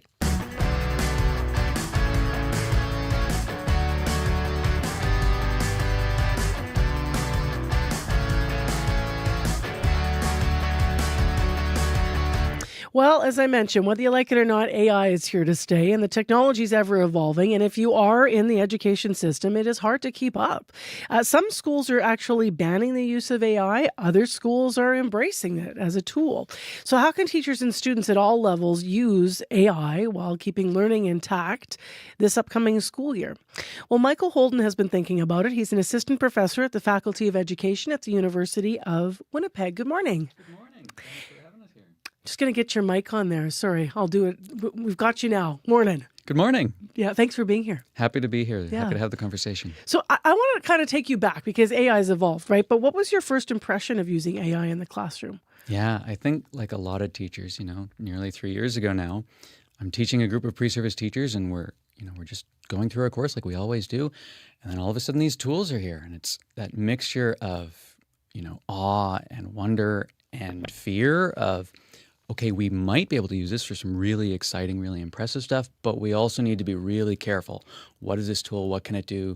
How do I make sure that learning's front and center? Got it. So what are the, let's start with benefits and then we'll move to some of those concerns. So what are the benefits today when you look at it? Because that was 3 years ago, right? The initial impression. What do you see as the benefits in the class? Yeah. So first, I think the most important thing to say around benefits is that when teachers are making that, benefit drawback decision, the first decision we need to make is, okay, how are we going to keep learning front and center? Because that's why we're in schools. That's why we're working with students. We want to keep that learning front and center. A metaphor that a friend of mine uses is AI is kind of like a forklift. When we go into a factory, we want to move the boxes from this side of the room to that side of the room. You're going to use a forklift to do that instead of carrying them by hand. But you don't want to use a forklift when you're going to the gym and lifting weights. And so it's identifying, well, what are those tasks where it's not really a focus of the learning, it's just a task I need to get out of the way as a teacher, as a student. AI can really help with those tasks. but how do we identify, keep that learning at the center so that students can still be successful? That's hard to determine, though, because the calculator, some people say, killed people's ability to actually do math and understand it. Maybe spell check, people could argue, ruin people's ability to actually spell in some ways. So is that the kind of things that you're weighing? Sort of, do we need to keep learning this or not? Because there will be some things that AI will take care of that potentially could mean that some of that learning goes by the wayside. Yeah, so yes, to an extent, but I'd push back on that a bit in that, sure, you want to make sure that you're not putting students in a situation where they're offloading the actual learning, the cognition, the skills that they need to develop to be successful in math or in English or in social studies or in science. You want to keep that, again, that learning front and center. But there are situations where I don't want students, say, like you said, using a calculator. I want that student to be able to do their multiplication skills. I want them to know how to do that. I don't want my accountant calculating those figures by hand. I want them using a tool and make sure that that's right. Great example. Their job is to check what the tool outputs and be able to stand behind it. Similar sort of thing with AI. Yes, there are going to be certain cases where a student or a teacher is going to make a decision to use that tool to complete a certain task. Their job then is to make sure that that output is right, that it's accurate, that it's appropriate for the task that they're using it for. What are the biggest concerns then? I think the biggest concern is trust. So teachers need to be able to trust their students. Students need to be able to trust the tools and the information that they're working with. And all of a sudden, over the last 3 years, teachers and students have been thrown into a space where trust is really getting eroded. Can I trust that this piece of work that the student is sharing with me is from the student themselves and not from a tool? Or as a student or a general user, can I trust that the output of this tool is accurate, it isn't a hallucination, that I can actually use it? And so when we're thinking about keeping that learning front and center, how am I designing a learning task or a thing we're doing, with young kids, with older students, so that I can trust the work that they're doing and building that trusting relationship together? Now let's talk about policies, because educators are having to navigate things right now. As I said, there's wide extremes. There's bans on AI in schools, and then there's, encouraged to use it in other places. What do educators need to navigate what you're talking about? Do they need the policy or a clear message, or do they need additional training? What do you think is top of mind there? There's two things that teachers need in terms of support moving forward. The first one absolutely is policy. So we need policy at a ministry level, at a school district level, at an individual school level of what are the acceptable guidelines? What is ethical use? What is acceptable use? What is pedagogically defensible use? What does that look like, say, here in Manitoba or in my school district or in the building where I'm a teacher? Because if you don't have that, what ends up happening is a student walks into one classroom, AI is forbidden. The classroom next door, it's embraced, or maybe they're expected to use it. The classroom next door, the teacher says, I don't know, good luck, off you go. And then the student's left wandering without any support or AI literacy on what does it mean to use these tools? What are they capable of? So that policy at the ministry, district, and school level can really help anchor teachers. What field are we playing in here? Do we need it? I just want to interject for a moment before you go on. Do we need it? You mentioned the ministry level. So do we need it to be a consistent policy across all schools in the province? It's a good question. So on the one hand, we do need some system consistency, because part of that policy, what it needs to do is it needs to align with all of the really robust policies that we already have. What is our assessment policy? What does our curriculum look like? What are our instructional policies? If it doesn't line up with those things in a consistent way, again, it's really hard for teachers to make good decisions. But you also don't want to tie teachers' hands, because the kind of learning that we do in a grade 2 classroom is very different than the kind of learning that we do in a high school classroom. Well, what might a policy, that a school or school division put in place, what might have to be in it to make sure AI is being used properly? Because we're talking about the big things, ban or use. But when you look at some specifics, what is helpful in a policy to guide educators? First and foremost, that policy needs to talk about AI literacy. So what do these tools actually do? How do they function? When a student opens their phone or opens the internet and the first result they get is AI output, consistently now, that student needs to understand and have support from educators. What does that actually look like? How can I navigate this space that I didn't ask to be in? Teachers need that AI literacy support too, because they're not computer scientists, they're not technicians. The other piece that those policies really need to do is make sure that we're not putting in things that really don't have evidence in the research base. So like you touched on, that blanket ban really doesn't work. It doesn't have teeth. Or, AI detectors, these softwares, they just don't work to the level that we would need them to do. Humans, teachers can't spot them. So don't rely on those as excuses to engage in the messiness of this. Is every subject affected by this, or which ones are top of mind when you think of AI and its uses? I'd say absolutely every subject is affected by it. Certainly the ones where writing outputs are more common. So you're thinking your English class, your social studies class, those are going to be affected more directly, and those teachers really are seeing that. But it happens in your math classroom too. If I'm sending you home with some homework to work on, well, the student can take a picture of that homework sheet and it can get an output. Does the student know how the tool is engaging with that output? Have I engaged them in that conversation yet? I understand one of the big benefits, just to revisit benefits, is in brainstorming in a classroom, that it can really help with coming up with ideas. Yeah, so that's one example of how you might use AI. There's lots of different ways that you can use these tools. So for brainstorming, if brainstorming isn't the learning goal, if it's just a thing that we're going to do before we move on to the actual learning that we care about, well, an AI tool can help me come up with lots and lots of ideas very quickly. And so that's one way that you can use it. You can use it as an editing tool if editing isn't your target. Or you can use it to say, oh, I've written this paragraph, but it's kind of clunky. Can you help with wording suggestions? It depends on what your target is, and then choosing a use that helps you with that target and doesn't take that learning away from you. It's like learning the rules before you break them, right? Exactly. Yeah. What's the biggest takeaway when it comes to AI use in the classroom? There's been a conference this week that, I know that there was a big presentation. People can read online about CBC's coverage of the conference and what teachers were hearing. Some experts in town. What was your biggest takeaway? I think the biggest takeaway for me, one, is that teachers and school leaders and assessment leaders are really interested in doing this work, but they need that sustained support. So it's not enough to tell teachers, okay, go become an expert in these tools that are changing every week, every month a new tool is coming out. They've got that interest, but they need sustained support to help make that happen so that we can do well by our students. Thank you very much for being here, Michael. Later in the school year, we'll have to do a check-in and see where we're at. Appreciate it. Happy to. Thank you so much. That's Michael Holden, Assistant Professor at the Faculty of Education next door at the University of Winnipeg. You have lots of questions about your own life and this really complex world around you. I'm Saroja Coelho. I'm the host of the new live call-in show, Just Asking. I take your questions about what's in the news or your finances, health, even your relationships, and then throw them to an expert. Just Asking. Let's figure it out together. Just Asking with Saroja Coelho. Live Saturday afternoon at 5 Eastern, 2 Pacific, and on CBC Listen. Well, we've been talking about how nice the day is here. The start of the day here, 15 degrees, beautiful sunshine in downtown Winnipeg. It's going to be pretty nice throughout. And I'm looking at tonight because we're about to play music of a group that's going to be playing the Burt Block Party. Tonight, partly cloudy and a low of 10 degrees. Tomorrow, as the Block Party continues, high 23. So just really nice altogether for the weekend. Sunday, sunny and a high of 25. So the group I'm talking about is Down with Webster. You might remember that in April, they kind of found themselves in the spotlight. That's because YouTube views for the Toronto pop rock band song Woe Is Me jumped more than 500%. It was tied to a video of Mark Carney dancing to it on election night, and that went viral. So they're playing a sold-out show at the Burt Block Party tonight with Mariana's Trench. Here is their 2010 hit, Woe Is Me.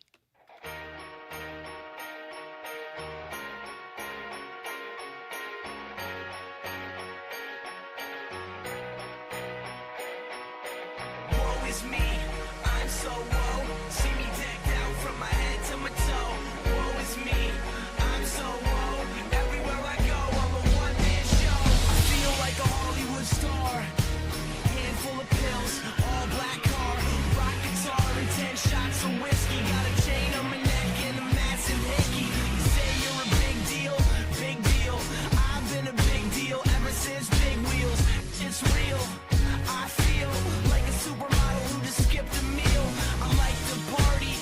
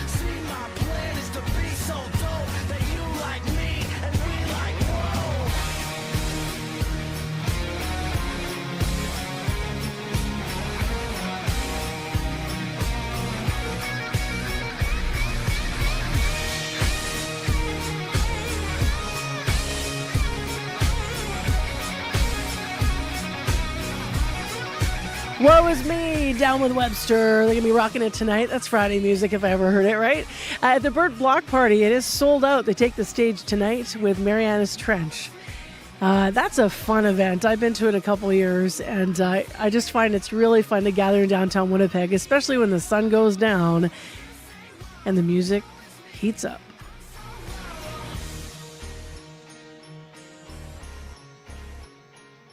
15 right now in Winnipeg. I want to take a minute here before the news just to thank the people who worked on the program this week in our current affairs unit overall. So today, specifically in our news department, Aaron Broman, Matt Humphrey, Santiago Arias Orozco, and Megan Ketchison. Also associate producers in our unit, Abby Adeyemi, Kelkana Mulugeta, Sierra Sanders, Chide Akuma, Marshall Hodgins, Dylan Longhurst, Issa Kickson, Bruce Layden, Jenna Badasso, Sid Sundance Horshig, Carmen Ponto, and Donna Carrero producing as well and contributing to the unit. Current affairs reporter in unit is Jim Agapito. Our community reporter is Shanley Vidal. Hosts in unit, Nadia Kidwai, Faith Flindell, Marjorie Dowhouse, and Bruce Layden, as well. Guest hosting this week, Lori Hoogstraten. YouTube producers, Brad Lillies and Ezeka Abdelatif. Nellie Gonzalez is the show's producer of the current affairs unit. Leif Larson is the senior producer of audio at CBC Manitoba. And Corey Funk, associate producer, has been in a producer role this week in the unit. Thanks, everyone, for your work. Appreciate it. All the guests that you call and get to air and everything we hear on all of our programs. Appreciate you and all your work. If you are into songs of the summer, then check out Up to Speed this afternoon. They're going to be playing some of the best songs of the summer. And if you want to get one in and say, oh, I've been listening to this all summer 2025, you can call the listener line at 788-3205. Leave a message, and maybe for your drive home, they'll get your tune on in the sunshine. Right now, it's your CBC Winnipeg News. This is CBC News. At 8:30, we're at 15 degrees with sunny skies over downtown Winnipeg. It's expected to be much cooler today than yesterday. Good morning. I'm Matt Humphrey. The family of Ashley Shingoose is set to deliver victim impact statements today, nearly a year after her killer's trial ended. It's an unusual hearing, but the court said this week it was appropriate, given the exceptional circumstances of the case. Shingoose was one of 4 women killed by Jeremy Skibitsky. While the identities of the other 3 victims were known at the trial, Shingoose was not identified until March of this year. She was given the name Mashkode Bishake Ikwe Iban, or Buffalo Woman. Mark Cruz teaches Indigenous law at the University of Manitoba. This is an opportunity for the family to have their story told and their how it's impacted them heard by the court. And so, again, completing that record, but really allowing the family a moment to heal and to be heard. The Manitoba government announced this week a search at the Brady Road landfill for Shingoose's remains has begun. A possible Air Canada strike has one Thompson man trying to figure out what to do if his flight to Iceland is cancelled next week. Volker Beckman and his wife have flights through Air Canada to Reykjavik on Wednesday, along with hotels and tours. He estimates it's cost him $13,000. Beckman says despite Air Canada saying there will be alternative flights or refunds, he could still lose thousands if they can't make the tours they have booked. He says they ran into a similar situation last year. And there was a pilot strike, if you recall. And so we booked alternate fares at the time and then found that when the strike didn't happen, that was even a worse situation. We had 3 different flights booked trying to get your money back. So we want to be careful this time not to make that happen. Beckman says he's been researching flights with another airline, but while he had to get the site up on his computer, the ticket price tripled in a matter of hours. Meanwhile, hundreds of Manitoba athletes are in Newfoundland and Labrador for the Canada Games, and the athletes' loved ones are having a tricky time flying to see them, like Martin Parent, who hopes to fly from Montreal to Newfoundland next week. His daughter is competing in track. Well, I'm extremely upset. So she's qualified. We've been thinking about this for the last 4 months. She's trained, and now, it's just me, my wife and I, and we both said that we were going to be there. We booked our hotels months ago. Flights, the same thing. So it's extremely nerve-wracking because we have no clue if we're going to be able to make it. Air Canada has asked the federal government to step in and send the dispute to binding arbitration. The union representing the flight attendants is expected to respond to that request by 11 our time today. As of right now, we are not seeing any canceled flights yet out of YWG. Winnipeg emergency crews say a person was rescued from the Red River last night. Just after 10 o'clock, crews were called to near the Redwood Bridge. Once they got there, they spotted the person in the water, and then they used boats to help bring them to shore. The person was taken to hospital in stable condition. It's not clear at this time why they were in the red. Manitoba appears to be charting a different course when it comes to large resource projects. The federal government and other provinces have made nation building a priority amid the ongoing trade war with the United States. But the rush to fast-track major projects has led to legal challenges from some Indigenous communities. In contrast, our Premier, Wab Kinew, says he wants to slow down and involve those groups from the start. Kyra Wilson is the Grand Chief of the Assembly of Manitoba Chiefs. She says First Nations will judge each proposal on its merits, but they need to retain the right of refusal. There might be some nations and some leadership that will say no to certain major projects that are, being introduced to Manitoba or to the region. And that's okay. That needs to be a part of the process. Kinew says major projects may be delivered more quickly if time is invested at the start with consultation. And finally, educators explored the challenges of artificial intelligence in schools at a conference in Winnipeg this week. It highlighted concerns over academic integrity and cognitive skills among students, and also the ethics of teachers using AI detectors and using AI to help write report cards. Chloe Heindigger is a new teacher and has been exploring how to use generative AI ethically and responsibly with her students. She believes it can be a tool. For example, instead of saying, write me an essay on Romeo and Juliet, or say, edit my essay for me, saying, I want to edit this for commas, or I want to edit my piece of writing. How and why did you change it? And then that way they're reading and they're reflecting. Manitoba's education minister says the province is developing clear guidelines on AI use. And that's your CBC News from Winnipeg. All right. Thanks a lot for the morning, Matt. Thanks for the week, Mars. Yeah, you too. Let's go to Sierra now, who's got our last look at traffic for this Friday. Yes, good morning. Still seeing that stalled car in the median lane on westbound Abinogi-Mikina as you are approaching Waverley. It's in the median lane, so you want to make sure you are keeping right to pass there. So that's a stall blocking the median lane on westbound Abinogi-Mikina approaching Waverley. And then one last reminder about the big construction project that is happening on Waverley tomorrow and Sunday. All northbound lanes and southbound lanes between Scurfield and Lake Crest Road will be closed. You will still be able to turn right onto Abinogi-Mikina, but other than that, all other routes are closed there on Waverley from Scurfield and Lake Crest Road. So plan accordingly, and hopefully you can get around smoothly tomorrow and Sunday. Ladies and gentlemen, Sierra Sanders. Sarah's been directing, thrown into it, to fill in for the summer and direct the morning show. And we've so enjoyed having you here on and off the air. Obviously, you're in our unit all the time and working on all the other shows. But this was a long stretch of being on morning directing. So thank you so much. You've done a fantastic job. It's been an honor. Yeah, it's been awesome to have you here. Thank you. All right, Abby, what do you got? Sunshine in the south and cool temperatures we're seeing up north. We should be warming up to 23 in the southern regions, and up north we should see highs between 8 and 14 degrees. Winnipeg, we are at 15 now, some sunshine, and it's comfortable outside. Ladies and gentlemen, Abby Adiyami. Yeah. I'm cheering for all my teammates today. Thanks, Abby. Take care, be well, everyone. And also a big thanks to Ezeka Abdelatif, who's also on our live crew on our YouTube stream today. Check it out later, and The Current's coming up next.